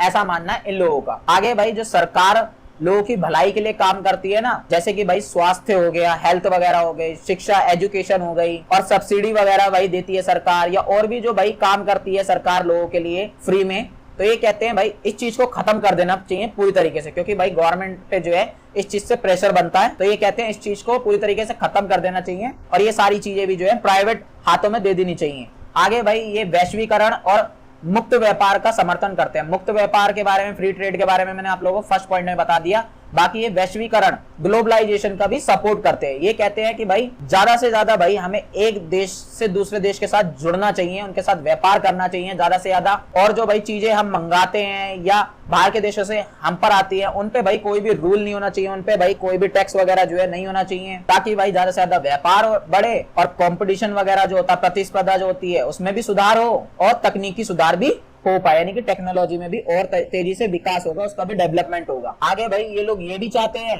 कि जो श्रमिकों के लिए रूल वगैरह बनाए गए हैं, जो लेबरों के लिए लॉज वगैरह बनाए गए हैं, आप उन्हें लेबर मार्केट बोल सकते हो या श्रमिक बाजार, श्रम बाजार बोल सकते हो। ये कहते हैं कि भाई इन रूल्स वगैरह को जो है पूरी तरीके से हमें हटा देना चाहिए, ताकि भाई जो कंपनियां वगैरह होती है ना वो आसानी से भाई लेबर वगैरह को रख सके और हटा सके, वो सब चीजें कंपनी के अकॉर्डिंग होना चाहिए, उसमें भाई रूल वगैरह बिल्कुल भी नहीं होना चाहिए। ये कहते हैं कि भाई इस चीज से क्या होगा पता है, इस चीज से जो है ज्यादा से ज्यादा रोजगार बढ़ेगा, जॉब्स नई नई निकल कर आएंगी, जॉब्स का क्रिएशन होगा और ज्यादा से ज्यादा लोग जो है फिर इन्वेस्टमेंट करेंगे, ज्यादा से ज्यादा निवेश करेंगे पैसों का भी, जब काम धंधा बढ़ेगा। तो लास्ट जो भाई ये लोग बताते हैं, ये कहते हैं कि भाई जरूरी नहीं है कि व्यापार वगैरह के नियम में ही भाई कटौती करनी चाहिए, हटाने चाहिए व्यापार वगैरह के जो लॉज बनाए गए हैं गवर्नमेंट के द्वारा, बल्कि बाकी सारी चीजों में भाई जो लॉ होते हैं ना वो हटा देने चाहिए पूरी तरीके से। गवर्नमेंट को सिर्फ भाई इतना काम करना चाहिए कि लोगों की सुरक्षा हो पाए, उनकी रक्षा हो पाए, सिर्फ यही काम रहना चाहिए गवर्नमेंट का। बाकी सारी चीजों में गवर्नमेंट को इन्वॉल्व नहीं होना चाहिए, उन्हें नहीं घुसना चाहिए और कोई भी कायदे कानून नियम वगैरह इन सब चीजों से रिलेटेड नहीं बनाने चाहिए। तो ये कहते हैं कानून जितने कम होंगे उतना ही अच्छा होगा, उतने अच्छे तरीके से जो है इंसान अपना काम कर पाएगा और सारी चीजें उतने अच्छे तरीके से चल पाएंगी। बस भाई ये सारी इनकी विशेषता थी। लास्ट में जो है आप लोग निष्कर्ष, कंक्लूजन ऐड कर दीजिएगा, आप लोगों का आंसर यहाँ पे कंप्लीट होता है।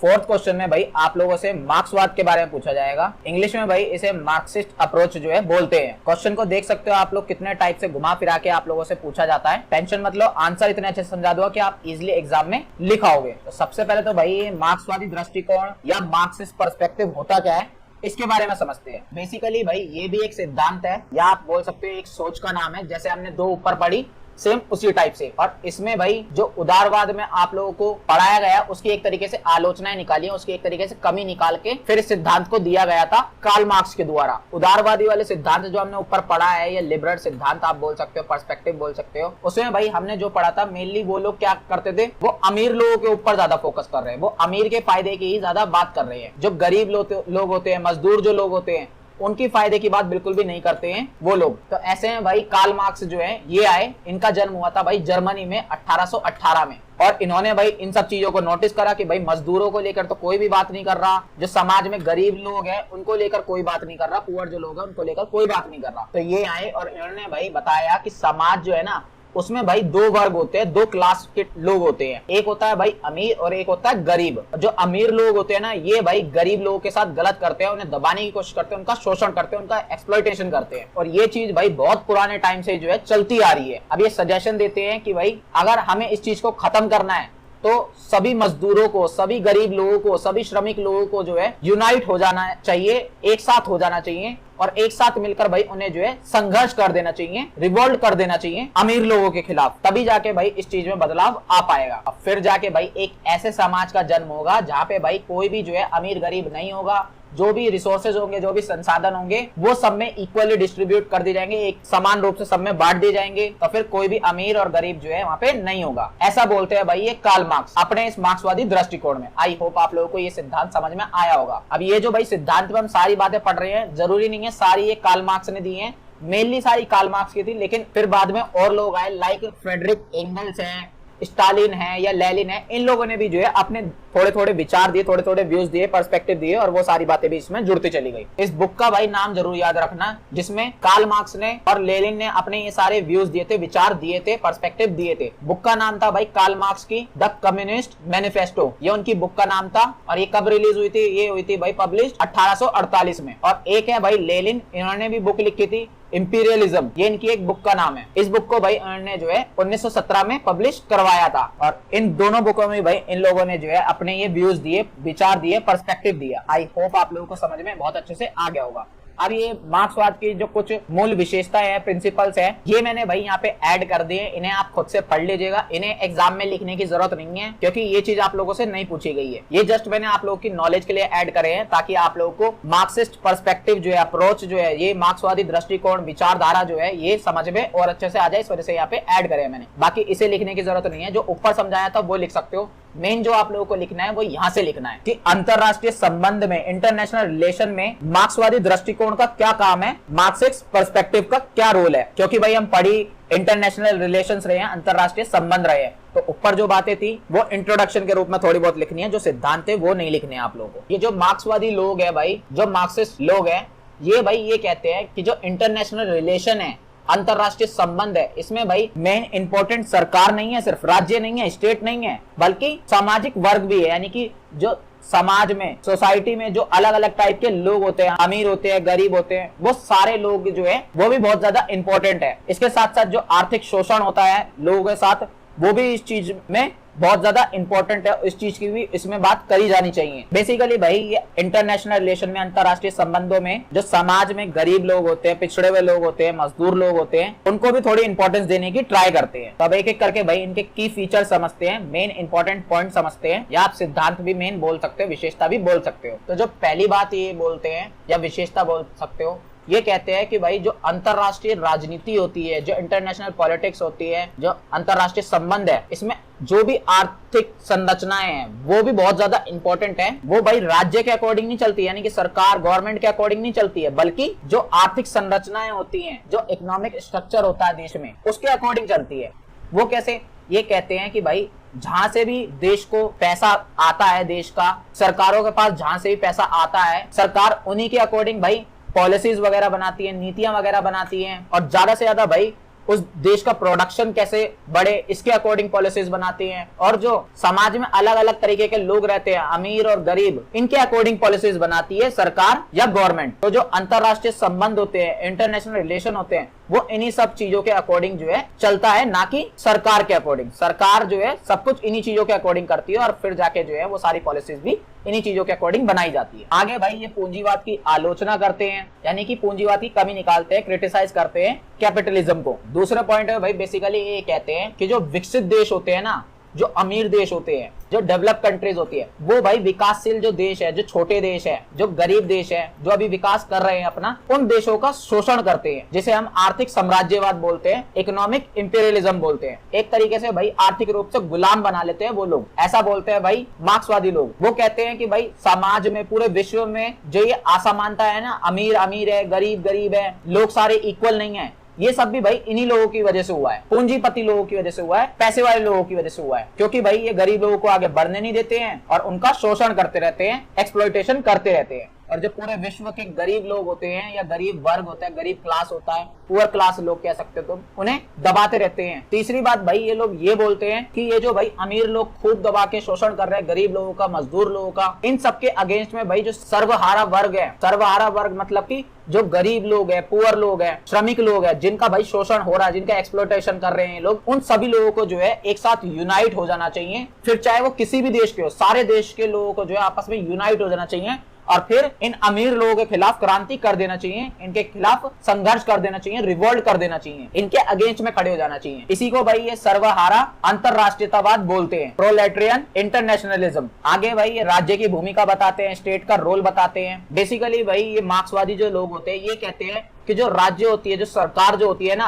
वो जो भी पॉलिसीज बनाती है, जो भी नीतियां बनाती है, जो भी चीजें करती है, वो सब अमीर लोगों के लिए ही करती है, उनकी रक्षा के लिए करती है, उनकी सिक्योरिटी के लिए करती है। फिर चाहे भाई वो नेशनल लेवल पे कर रहे हो या इंटरनेशनल लेवल पे, यानी कि देश के अंदर की पॉलिसीज बना रही हो, देश के बाहर इंटरनेशनल रिलेशन बना रहे हो, या अंतरराष्ट्रीय संबंध, दूसरों के साथ संबंध बना रहे हो, ये सब जो है अमीर लोगों के लिए ही किया जाता है, ताकि ज्यादा से ज्यादा उन्हें फायदा पहुंचे और उनका जो है सुरक्षा हो सके ज्यादा से ज्यादा। आगे भाई ये भी बोलते हैं कि जो सरकार होती है ना, ये भाई वर्ल्ड के लेवल पे एक तरीके का अमीरों के लिए एक टूल का काम करती है, एक उपकरण का काम करती है। अमीर लोग जैसे चाहें वैसे जो है सरकार को अपने अकॉर्डिंग चलवाते हैं और चलाते हैं। फिफ्थ पॉइंट में भाई ये वैश्विक पूंजीवादी व्यवस्था की संरचना की बात करते हैं structure of global capitalism. Basically भाई ये कहते हैं ये जो अंतरराष्ट्रीय व्यवस्था है, जो इंटरनेशनल सिस्टम चल रहा है पूरा विश्व के लेवल के, वर्ल्ड के लेवल पे जो सिस्टम चल रहा है पूरा, इसमें भाई कुछ देश ऐसे हैं जिनका कंट्रोल भाई प्रोडक्शन पे, उत्पादन के साधनों पर होता है और टेक्नोलॉजीज पे पूरा कंट्रोल होता है, जिन्हें हम भाई कोर देश जो है बोल सकते हैं। और कुछ देश ऐसे हैं भाई इसमें जो भाई सिर्फ श्रमिकों को ही प्रदान करते हैं और कच्चा माल वगैरह दे पाते हैं दूसरे देशों को, जिन्हें हम भाई परिधि या पेरीफेरी बोल सकते हैं। सिंपली यही कहना चाह रहे हैं कि कुछ जो देश होते हैं वो तो भाई सब चीजें कंट्रोल करके बैठे हैं, बढ़िया बढ़िया चीजें, और कुछ देश ऐसे हैं जो भाई बहुत ज्यादा गरीब है, उनके पास कोई ऑप्शन ही नहीं है, वो सिर्फ अपने लोगों को मजदूर की तरह भेज सकते हैं दूसरे देशों में, और जो वहां के रिसोर्सेज है वो भेज सकते हैं। बाकी भाई उन रिसोर्सेज से, उन मजदूरों का यूज कर करके जो अमीर देश है ये नए नए प्रोडक्ट को बना रहे हैं और वापस से जो है पूरे विश्व में भेज रहे हैं और तरक्की पे तरक्की करे जा रहे हैं। तो ये यही कहना चाह रहे हैं, अमीर देश जो है इस तरीके से एक्सप्लॉयटेशन कर रहे हैं, शोषण कर रहे हैं गरीब देशों का। ये जो पूरा सिस्टम चल रहा है वर्ल्ड लेवल पे, ये अमीर देशों के अकॉर्डिंग ही चल रहा है, पूंजीवादी व्यवस्था के अकॉर्डिंग ही चल रहा है, कैपिटलिज्म के अकॉर्डिंग चल रहा है। लास्ट भाई जो ये बात बताते हैं, जो मैं आप लोगों को ऊपर ऑलरेडी बता चुका हूं कि भाई अगर इन सब चीजों को खत्म करना है तो भाई हमें जो है वर्ग संघर्ष करना पड़ेगा, विश्व लेवल पर क्लास स्ट्रगल करना पड़ेगा, रिवोल्ट करना पड़ेगा इन अमीर लोगों के खिलाफ। सब गरीबों को एक साथ हो जाना चाहिए, सारे गरीब देशों को एक साथ हो जाना चाहिए और इनका अगेंस्ट में खड़े हो जाना चाहिए, तभी इन सब चीजों का सॉल्यूशन हो पाएगा। आई होप आप लोगों को जो है ये मार्क्सवादी अप्रोच जो है बहुत अच्छे से समझ में आ गई होगी, मार्क्सिस्ट पर्सपेक्टिव। आगे भाई मैंने कुछ इसकी कमियां गिनवाई हैं, कुछ आलोचनाएं हैं, क्रिटिसिज्म आप इंग्लिश में बोल सकते हो, तो ये आप खुद से पढ़ के चले जाइएगा, ज्यादा इंपॉर्टेंट नहीं है, ये जस्ट एक एडिशनल टॉपिक है आप लोगों के लिए, जिन्हें आप लिखना चाहो तो लिख सकते हो आंसर और अच्छा बनाने के लिए, अदरवाइज आप लोगों का आंसर ऊपर ही कंप्लीट हो गया था। लास्ट में जो है आप लोगों को एक निष्कर्ष ऐड कर देना, कंक्लूजन ऐड कर देना, आप लोगों का आंसर यहाँ पे कंप्लीट होता है। 5वें क्वेश्चन में भाई आप लोगों से नारीवादी दृष्टिकोण के बारे में पूछेगा, इसे आप इंग्लिश में फेमिनिस्ट पर्सपेक्टिव भी बोल सकते हो। अंतरराष्ट्रीय संबंधों में, इंटरनेशनल रिलेशन में नारीवादी दृष्टिकोण का भाई क्या रोल है, फेमिनिस्ट थ्योरी का, वो भी आप लोगों को बताना पड़ेगा। क्वेश्चन को देख सकते हो भाई कितने टाइप से जो है घुमा फिरा के आप लोगों से पूछा जाता है। टेंशन मत लो भाई, आंसर इतने अच्छे से समझा दूंगा कि आप इजिली जो है एग्जाम में आंसर लिखाओगे। तो सबसे पहले भाई ये नारीवादी सिद्धांत क्या है, फेमिनिस्ट थ्योरी क्या है, इसका मतलब समझते हैं। जैसे ऊपर भाई हमने सिद्धांत पढ़े इतने सारे, वैसे ये भी एक सिद्धांत है, एक विचारधारा है, एक फिलॉसफी आप बोल सकते हो। सिंपली भाई नारीवादी लोग वो लोग होते हैं जो भाई महिलाओं के सपोर्ट की जो है बात करते हैं, महिलाओं के अधिकार की बात करते हैं, फीमेल के राइट्स की बात करते हैं, उनके साथ जो भेदभाव होता है, जो डिस्क्रिमिनेशन होता है, उनके खिलाफ में आवाज उठाते हैं, उनके अगेंस्ट में अपनी वॉइस रेज करते हैं और महिलाओं की समानता को लेकर बात करते हैं, उस चीज का सपोर्ट करते हैं। ये कहते हैं कि समाज में भाई जैसे पुरुष हैं वैसे ही महिला हैं और इन दोनों को भाई समान समझा जाना चाहिए, इक्वल समझा जाना चाहिए। फिर चाहे वो भाई किसी भी चीज में हो, महिला और पुरुष दोनों इक्वल होते हैं, समान होते हैं, उनमें भेदभाव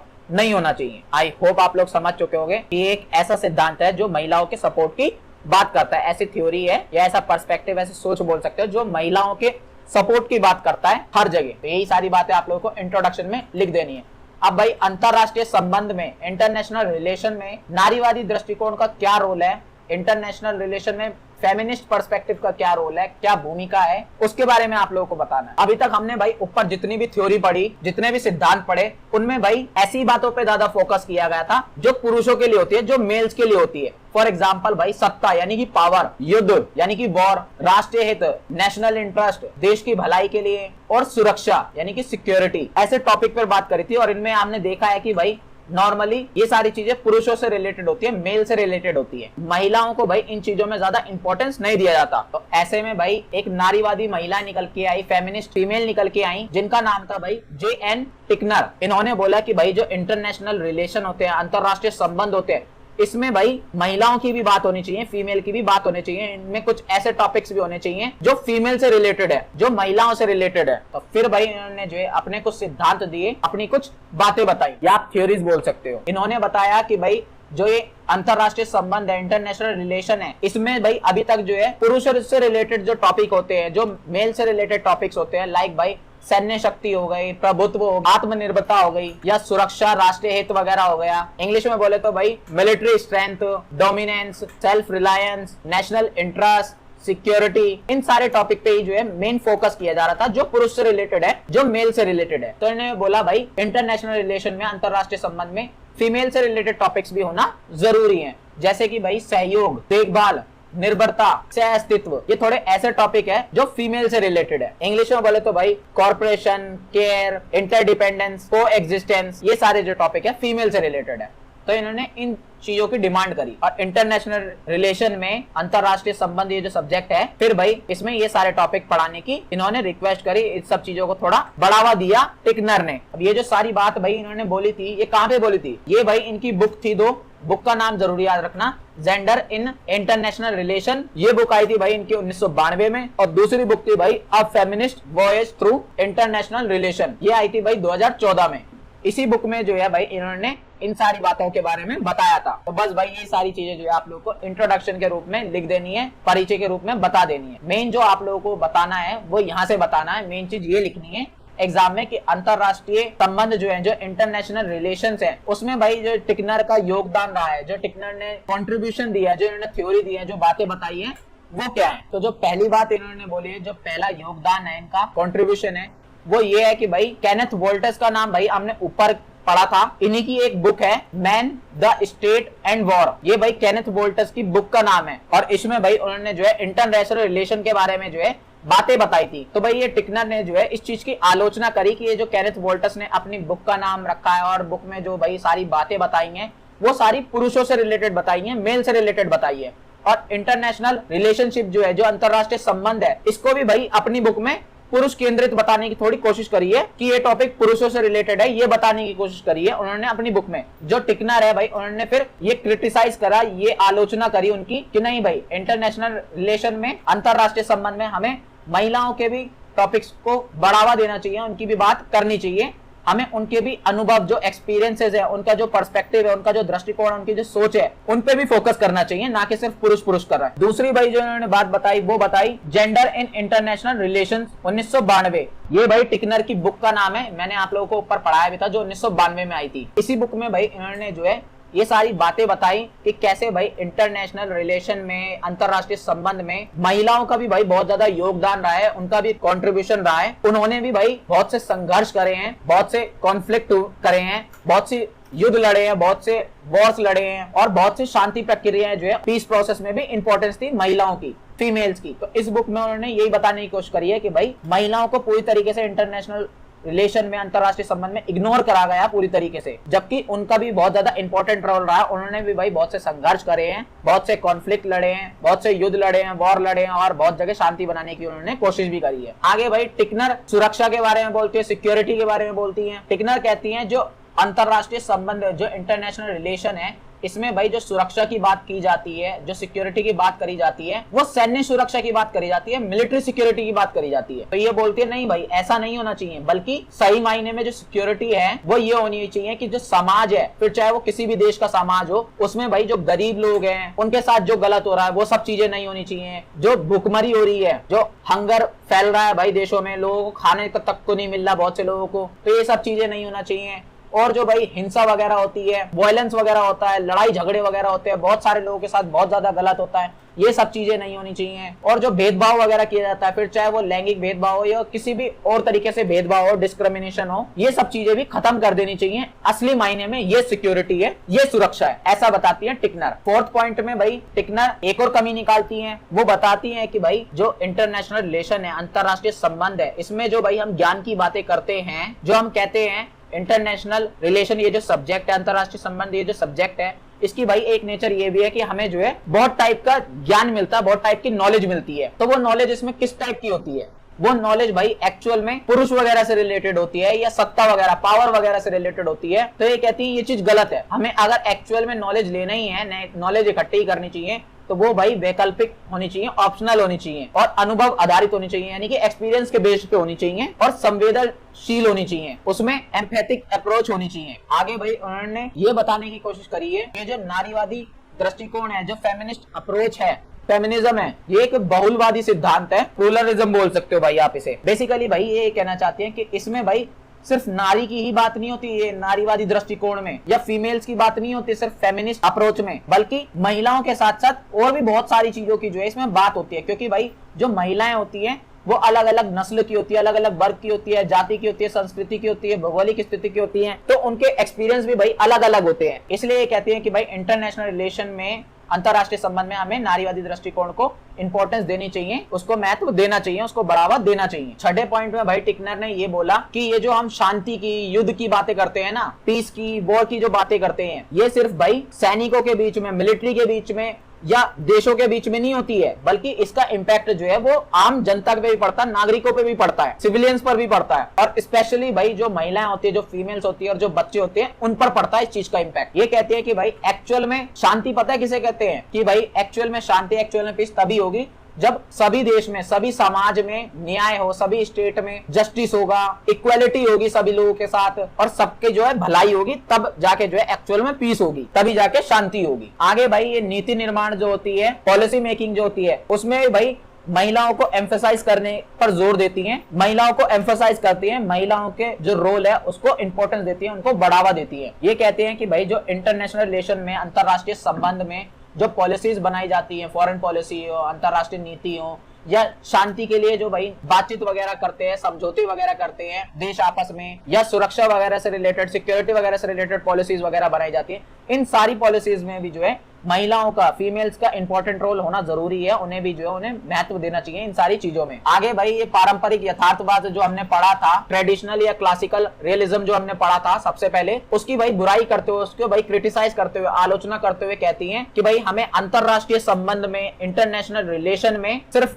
राष्ट्रीय हित के बारे में बात नहीं करना चाहिए, या पावर वगैरह के बारे में बात नहीं करनी चाहिए, शक्ति के बारे में बात नहीं करनी चाहिए, देश की भलाई के बारे में बात नहीं करनी चाहिए सिर्फ, बल्कि हमें भाई नैतिकता के बारे में बात करनी चाहिए, मॉरलिटी के बारे में बात करनी चाहिए, एक दूसरे को सपोर्ट कैसे कर सके, सहयोग कैसे करे, उसकी बात करना चाहिए, और पारंपरिक निर्भरता की बात करते हैं इंटरनेशनल रिलेशन में, अंतरराष्ट्रीय संबंध में। 9वें पॉइंट में भाई इनका एक कॉन्सेप्ट है, इनकी एक अवधारणा है, या आप बोल सकते हो इन्होंने एक विचार दिया है, एक सोच बताई है, इन्होंने एक तरीका बताया है, उसका नाम क्या दिया है भाई इन्होंने, सिक्योरिटी एज एमेंसिपेशन। इसमें भाई ये बताते हैं कि एक्चुअल में भाई सुरक्षा, सिक्योरिटी तब होगी जब कोई भी इंसान पूरे विश्व में डरेगा नहीं, उसे डर नहीं लगेगा किसी भी चीज से, किसी के साथ भाई इनइक्वालिटी नहीं होगी, असमानता नहीं होगी, कोई भेदभाव वगैरह नहीं किया जाएगा, तब एक्चुअल में सिक्योरिटी होगी। किसी के साथ कोई हिंसा, कोई लड़ाई झगड़ा, कोई भेदभाव वगैरह किसी के साथ नहीं होना चाहिए, कोई डिस्क्रिमिनेशन नहीं होना चाहिए, तब जाके एक्चुअल में सिक्योरिटी होगी। आगे भाई ये एजुकेशन की बात करती है, पाठ्यक्रम की बात करते हैं, शिक्षा की बात करती है। ये कहती है कि भाई जो स्कूल होते हैं, जो यूनिवर्सिटीज होती हैं, जो विश्वविद्यालय वगैरह होते हैं, इन सब में भाई नारीवादी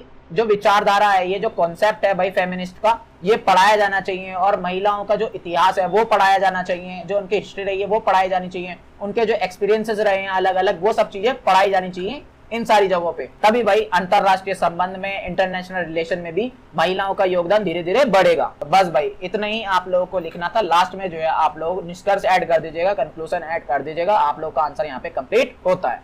छठे क्वेश्चन में भाई आप लोगों से संप्रभुता के बारे में पूछा जाएगा, सोवरेनिटी के बारे में पूछा जाएगा। क्वेश्चन को देख सकते हो भाई कितने टाइप से जो है घुमा फिरा के आप लोगों से पूछा जा सकता है। टेंशन मत लो भाई, आंसर इतने अच्छे से समझा दूं कि आप इजिली जो है एग्जाम में लिख आओगे। तो सबसे पहले भाई आप लोगों को संप्रभुता, सोवरेनिटी का मतलब पता होना बहुत ज्यादा जरूरी है। तो भाई सोवरेनिटी का, संप्रभुता का मतलब जो है वो सिंपल सा होता है। सिंपली भाई अगर किसी देश के पास जो अपने देश के मुद्दे होते हैं या देश के बाहर के जो मुद्दे होते हैं उनमें डिसीजन लेने का, उनमें भाई निर्णय लेने की शक्ति है, उनमें वो अधिकार है उनके पास, तो उसको भाई हम सोवरेनिटी बोलते हैं, संप्रभुता बोलते हैं। लाइक भाई भारत है, भारत एक सोवरन देश है, संप्रभु देश है। भारत के ऊपर किसी का भी प्रेशर नहीं है, ना बाहर से ना इंटरनली कोई भी प्रेशर नहीं है। भारत अपने जो डिसीजन है, फिर चाहे वो देश के बाहर के हो, देश के अंदर के हो, खुद से जो है ले सकता है। भारत के पास पूरा अधिकार है और भारत के पास पूरी पावर है इस चीज की। कोई दूसरी सरकार या कोई दूसरी गवर्नमेंट, कोई दूसरा देश जो है हम पे कंट्रोल नहीं कर सकता, हमारे मामलों में हस्तक्षेप नहीं कर सकता, इन्वॉल्व नहीं कर सकता, टांग अपनी नहीं अड़ा सकता। इसी चीज को बोला जाता है सोवरेनिटी, संप्रभुता। आई होप आप लोगों को बहुत इजीली समझ में आ गया होगा। अब ये संप्रभुता जो होती है, ये सोवरेनिटी होती है, ये भी भाई दो टाइप की होती है, यानी कि दो प्रकार की होती है। एक होती है भाई आंतरिक संप्रभुता और एक होती है बाहरी संप्रभुता। इंग्लिश में बोले तो भाई इंटरनल सोवरेनिटी और एक्सटर्नल सोवरेनिटी। आंतरिक या इंटरनल सोवरेनिटी, संप्रभुता का मतलब सिंपली ये होता है जो देश के अंदर के जो भाई मुद्दे हैं, जो इंटरनल मैटर्स हैं देश के, उनमें भाई जो राज्य होती है, जो सरकार होती है, जो गवर्नमेंट होती है, वो खुद डिसीजन ले सकते हैं। अगर उनपे किसी दूसरे का प्रेशर नहीं है, किसी बाहरी गवर्नमेंट का प्रेशर नहीं है, उनके अकॉर्डिंग नहीं चल रहे हैं, तो इट मींस वो आंतरिक सोवरेनिटी कहलाएगी, इंटरनल सोवरेनिटी कहलाएगी। और बाहरी सोवरेनिटी का भाई भी साफ सीधा का मतलब है अगर देश से रिलेटेड मुद्दे हैं लेकिन वो भाई देश के बाहर के मुद्दे हैं, अगर उनपे भी भाई किसी का प्रेशर नहीं है, गवर्नमेंट के ऊपर, किसी के कंट्रोल में नहीं है उस देश की गवर्नमेंट, वो फ्री तरीके से भाई अपने बाहर के मुद्दों पे भी डिसीजन ले पा रही है, तो हम उसे बोलेंगे एक्सटर्नल सोवरेनिटी या बाहरी संप्रभुता। अब यहाँ पे भाई कुछ परिभाषाएं भी मैंने दे रखी है, सोवरेनिटी की डेफिनेशंस दे रखी है, तो ये जो है आप लोग खुद से मिनिमम पढ़ लीजिएगा, 3 याद रखना। एग्जाम में लिखते हो तो भाई आप लोगों को जो है मार्क्स अच्छे मिलेंगे, नहीं लिखते हो तब भी कुछ ज्यादा फर्क नहीं पड़ेगा, बट प्रेफरेंस यही रहेगी कि आप मिनिमम 3 जो है याद रखना डेफिनेशन और लिखाना एग्जाम में, ताकि मार्क्स आप लोग को अच्छे मिले। अब भाई आप लोगों को जो मेन चीज बतानी है वो ये बतानी है अंतरराष्ट्रीय संबंधों में संप्रभुता की क्या भूमिका है, क्या रोल है सोवरेनिटी का इंटरनेशनल रिलेशंस में। पहला तो भाई भूमिका ये है या इंपॉर्टेंट रोल ये है इंटरनेशनल रिलेशन में, अंतरराष्ट्रीय संबंध में, कि जो देश होता है, राज्य जो होता है, जो स्टेट कह सकते हो आप, कंट्री कह सकते हो, उसे भाई एक कानूनी पहचान मिलती है, विश्व के लेवल पे लीगल आइडेंटिटी मिलती है। अगर भाई किसी देश के पास संप्रभुता है तो उसे पूरे विश्व के लेवल पे देश माना जाएगा, अदरवाइज उसे देश नहीं माना जाएगा। अब वो मैटर नहीं करता कि भाई वो देश छोटा है बड़ा है, ये चीज मैटर नहीं करती, बस उसके पास संप्रभुता होनी चाहिए। संप्रभुता है तो भाई उस देश को बाकी सारे देश जो है मानेंगे और उन्हें एक्सेप्ट करेंगे। इसके साथ साथ जो अंतरराष्ट्रीय संगठन होते हैं, जो इंटरनेशनल ऑर्गेनाइजेशंस होते हैं, उनमें भाई सदस्यता भी उसे मिल जाएगी, यानी कि उनमें ये मेंबर भी बन जाएगा वो देश। जैसे भारत भाई यूएनओ का मेंबर है ना, तो ऐसे किसी देश के पास अगर सोवरेनिटी है तो वो भी मेंबर बन सकता है। इसके साथ साथ जो संधियां वगैरह होती है, जो ट्रीटी वगैरह होती है, उनमें भी भाई वो पार्टिसिपेट कर सकता है, ट्रीटी वगैरह में जुड़ सकता है। इसके साथ साथ जो भाई उसकी फॉरेन पॉलिसी है, उस देश की जो विदेश नीति है, वो भी जो है खुद से बना सकता है, उसका पूरा अधिकार है ये, अगर उसके पास सोवरेनिटी है, संप्रभुता है तो। दूसरा भाई इंपॉर्टेंट रोल ये है, इंपॉर्टेंट भूमिका ये है कि अगर किसी देश के पास सोवरेनिटी है, संप्रभुता है, तो भाई कोई बाहरी ताकत या कोई बाहरी पावर जो है, एक्सटर्नल पावर या राज्य कह सकते हो, गवर्नमेंट कह सकते हो, या दूसरा देश जो है वो उस देश के मामले में हस्तक्षेप नहीं कर सकता, इन्वॉल्वमेंट नहीं कर सकता, अपनी टांग नहीं अड़ा सकता, जब तक अंतरराष्ट्रीय जो कानून होते हैं वो उसे अनुमति ना दे। इंटरनेशनल जो लॉज होते हैं अगर वो अनुमति देते हैं, अगर वो अलाउ करते हैं, तो ही भाई वो जाके टांग अड़ा सकता है, अदरवाइज ऐसे कोई भी देश किसी के इंटरनल मामलों में हस्तक्षेप नहीं कर सकता, इन्वॉल्वमेंट नहीं कर सकता, अपनी टांग नहीं अड़ा सकता। और इस चीज से भाई देश की जो है सुरक्षा बनी रहती है, देश में स्थिरता बनी रहती है, स्टेबिलिटी बनी रहती है, और देश जो है वो उसके पास आत्मनिर्णय का अधिकार होता है, सेल्फ डिटर्मिनेशन का अधिकार होता है, राइट होता है। और क्या होता है भाई, संप्रभुता होने की वजह से राजनीतिक और आर्थिक निर्णयों में भी भाई फ्रीडम होती है, स्वतंत्र होता है वो देश जिसके पास सोवरेनिटी है, जिसके पास संप्रभुता है, वो भाई फ्रीडम तरीके से अपने पॉलिटिकल इकोनॉमिकल डिसीजन जो है ले सकता है। कोई भी देश या कोई भी पावर जो है उस पर प्रेशर नहीं बना सकती है, उसे कंट्रोल नहीं कर सकती है। वो देश भाई अपना एडमिनिस्ट्रेशन, अपना शासन जैसे मर्जी चला सकता है, अपने लॉज कानून जो है देश के खुद अपने तरीके से बना सकता है, और जो उनकी भाई इकोनॉमिक पॉलिसीज होती हैं, जो भी नीतियां होती हैं आर्थिक, वो सब खुद से अपनी बना सकता है, अपने अकॉर्डिंग जैसी वो चाहे। इसके साथ साथ भाई वो देश जो है अंतरराष्ट्रीय समझौते जो है उनमें भी भागीदारी कर सकता है, पार्टिसिपेशन कर सकता है इंटरनेशनल एग्रीमेंट्स में। बहुत से भाई विश्व के लेवल पे एग्रीमेंट्स होते हैं, समझौते होते हैं, जिसमें वो देश पार्टिसिपेट कर सकता है, भाग ले सकता है। बहुत सी ऐसी संधियां होती है, बहुत से ऐसे संगठन होते हैं जिनमें वो जुड़ सकता है। आगे भाई जो रक्षा और सुरक्षा नीति होती है, यानी कि डिफेंस और सिक्योरिटी पॉलिसी जो होती है, उसे भी भाई देश जो है अपने अकॉर्डिंग फ्रीडम तरीके से बना सकता है, उसे पूरा अधिकार है कि वो अपनी पॉलिसीज, चाहे वो डिफेंस से रिलेटेड हो या सिक्योरिटी से रिलेटेड हो, फिर चाहे देश के बाहर की सिक्योरिटी हो, देश के अंदर की सिक्योरिटी, उनसे रिलेटेड भाई नीतियां, प्लानिंग वगैरह, पॉलिसीज वगैरह जो है अपने अकॉर्डिंग बना सकता है फ्री तरीके से। इसके साथ साथ भाई कुछ सैन्य गठबंधन होते हैं इंटरनेशनल लेवल पे, मिलिट्री अलायंस आप बोल सकते हो, उनमें भी भाई वो जुड़ सकता है, उसे इस चीज का पूरा अधिकार होता है उस देश को। और क्या कर सकता है वो देश, भाई सोवरेनिटी है जिसके पास संप्रभुता है, वो भाई वैश्विक संस्थाओं में जो है जुड़ सकता है, उनके साथ रिलेशन बना सकता है, संबंध बना सकता है ग्लोबल इंस्टीट्यूशंस के साथ। जैसे कि भाई हमने संयुक्त राष्ट्र पढ़ा है, यानी कि यूएनओ के बारे में पढ़ा है, विश्व बैंक के बारे में पढ़ा है, अंतरराष्ट्रीय मुद्रा कोष यानी कि आईएमएफ के बारे में पढ़ा है, डब्ल्यूटीओ के बारे में पढ़ा है, डब्ल्यूएचओ के बारे में पढ़ा है। इन सारी संस्थाएं जो ये वर्ल्ड लेवल पे काम करती हैं, इन सबके साथ जो है जुड़ सकता है वो देश, उन्हें कोई मनाही नहीं है, उन्हें कोई नहीं रोक सकता। और सिर्फ जोड़ ही नहीं सकता बल्कि वो भाई उसमें सहयोग भी कर सकता है, कॉर्पोरेशन भी कर सकता है अपने अकॉर्डिंग। किसी चीज के भाई वो अपोज में है तो अपोजिशन में भी रह सकता है, उस चीज के विरोध भी कर सकता है, और सुधार की भी मांग कर सकता है, किसी चीज को सही करने की, रिफॉर्म करने की डिमांड कर सकता है। इसके साथ साथ भाई वो देश क्या कर सकता है, वो ये खुद डिसाइड कर सकता है कि कौन भाई उसके नागरिक होंगे और कौन विदेशी होंगे, कौन उसके नागरिक नहीं होंगे, यानी कि सिटीजनशिप जो है वो खुद से डिसाइड कर सकता है, नागरिकता जो है डिसाइड कर सकता है। और सिटीजनशिप की, नागरिकता की भाई शर्तें वगैरह क्या रहने वाली हैं, क्या भाई रूल्स होंगे सिटीजनशिप के, वो सब वो खुद डिसाइड कर सकता है, इसमें कोई भी इंटरफेरेंस नहीं कर सकता। इसके साथ साथ भाई जो सीमाएं होती है, जो बाउंड्रीज होती है, जो बॉर्डर वगैरह होते हैं देश के, उन पे भी भाई हम पूरा कंट्रोल कर सकते हैं अगर हमारे पास सोवेरेनिटी है, संप्रभुता है तो। इसके साथ साथ भाई जो कल्चर से रिलेटेड, जो एजुकेशन, संस्कृति, शिक्षा वगैरह से रिलेटेड जो पॉलिसीज वगैरह बनाई जाती हैं, जो नीतियां वगैरह बनाई जाती हैं, जो भी भाई प्लानिंग वगैरह की जाती है, उन सब में भी जो है उसे पूरी छूट होती है, कोई भी उस पर प्रेशर वगैरह नहीं बना सकता। तो बहुत इजी सा टॉपिक था, आप लोगों को ऑलमोस्ट सारा समझ में बहुत आसानी से आ गया होगा। अब भाई संप्रभुता के सामने कुछ चैलेंजेस है, कुछ चुनौतियां हैं, कुछ प्रॉब्लम्स आप बोल सकते हो सोवेरेनिटी के सामने, तो वो स्टेप बाय स्टेप समझते हैं। पहला है भाई आतंकवाद, जो बॉर्डर के पार होता है। इंटरनली आतंकवाद है, टेररिज्म अगर देश के अंदर है तो उससे तो भाई निपट सकता है वो देश, लेकिन देश के बाहर से अगर टेररिज्म हो रहा है, आतंकवाद हो रहा है उस देश पे, फॉर एग्जाम्पल भाई भारत में जो है आतंकवाद नहीं है, लेकिन जो पाकिस्तान है वो भाई सपोर्ट करता है आतंकवाद को, और वहां से बैठे हुए सारे आतंकवादी भारत पे हमला वगैरह करते हैं, भारत में जो है दिक्कत वगैरह करते हैं। तो ये एक बहुत बड़ी प्रॉब्लम है। इसका भाई सॉल्यूशन सोवेरेनिटी से नहीं हो सकता। इसका सॉल्यूशन जो है तभी होगा जब सारे देश मिलकर इस चीज के खिलाफ आएंगे, तभी जाके इसका सॉल्यूशन हो पाएगा, क्योंकि ये भाई एक देश की प्रॉब्लम नहीं है, ये सभी देशों की प्रॉब्लम है। दूसरी भाई सबसे बड़ी प्रॉब्लम है साइबर हमले, यानी कि साइबर अटैक। आपने सुना होगा, जो आजकल सब चीज डिजिटलाइज हो चुकी है, ऑनलाइन हो चुकी है, तो भाई इस चीज पे तुम कैसे कंट्रोल करोगे? कितनी भी बड़ी पावर हो, तुम इस चीज पे कंट्रोल नहीं कर सकते हो। हाँ, थोड़ा बहुत रोक जरूर लगा सकते हो तुम भी टेक्नोलॉजीज का यूज करके, लेकिन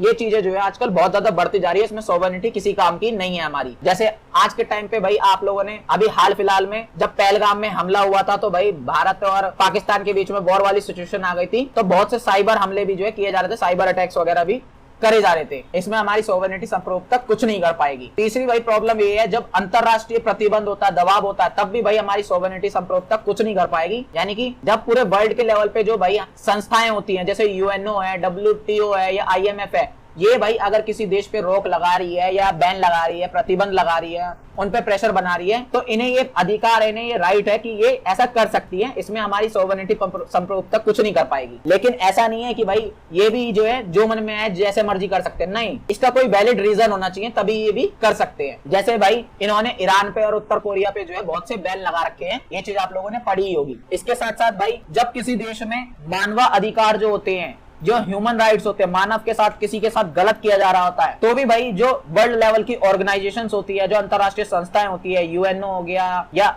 एमनेस्टी इंटरनेशनल हो गया, ये जो है भाई हस्तक्षेप कर सकते हैं, ये जो है इन्वॉल्वमेंट कर सकते हैं, उस देश की गवर्नमेंट वगैरह को रोक सकते हैं या उस चीज के अगेंस्ट में आवाज उठा सकते हैं। फिर चाहे वो देश के बाहर का मामला हो, देश के अंदर का मामला हो, ये उस चीज को कंट्रोल कर सकते हैं। जैसे भाई म्यांमार में, सूडान में मानवाधिकारों पर भाई संकट आ गया था, मानवाधिकारों का हनन किया जा रहा था, उनका वायलेंस वगैरह किया जा रहा था ह्यूमन राइट्स का, तो वहां पे जो है इन ऑर्गेनाइजेशंस ने हस्तक्षेप करा, उन चीजों को बैन करा, उन चीजों को खत्म करने की कोशिश करी। लास्ट है भाई प्रवास या शरणार्थी संकट, यानी कि माइग्रेशन एंड रिफ्यूजी क्राइसिस। शरणार्थी भाई होते कौन है, प्रवास होता क्या है, पहले तो ये समझ लो। जब भाई किसी दूसरे देश से हमारे देश में आके लोग रहने लगते हैं, तो उस चीज को भाई प्रवासी बोल देते हैं। वो जो इंसान आया उसे प्रवासी बोलते हैं, माइग्रेंट बोलते हैं, और जो वो चलकर आया है, मतलब आ गया, उस प्रोसेस को हम प्रवासन बोलते हैं या माइग्रेशन बोलते हैं। और जब वो देश में आकर बस जाता है, रहने लगता है, तो उसे हम शरणार्थी बोल देते हैं, रिफ्यूजी बोल देते हैं। फॉर एग्जाम्पल भाई भारत में जब 1971 का युद्ध हुआ था, तो भाई बांग्लादेश से बहुत सारे जो है शरणार्थी आए, बहुत सारे लोग जो है भारत में आ गए थे,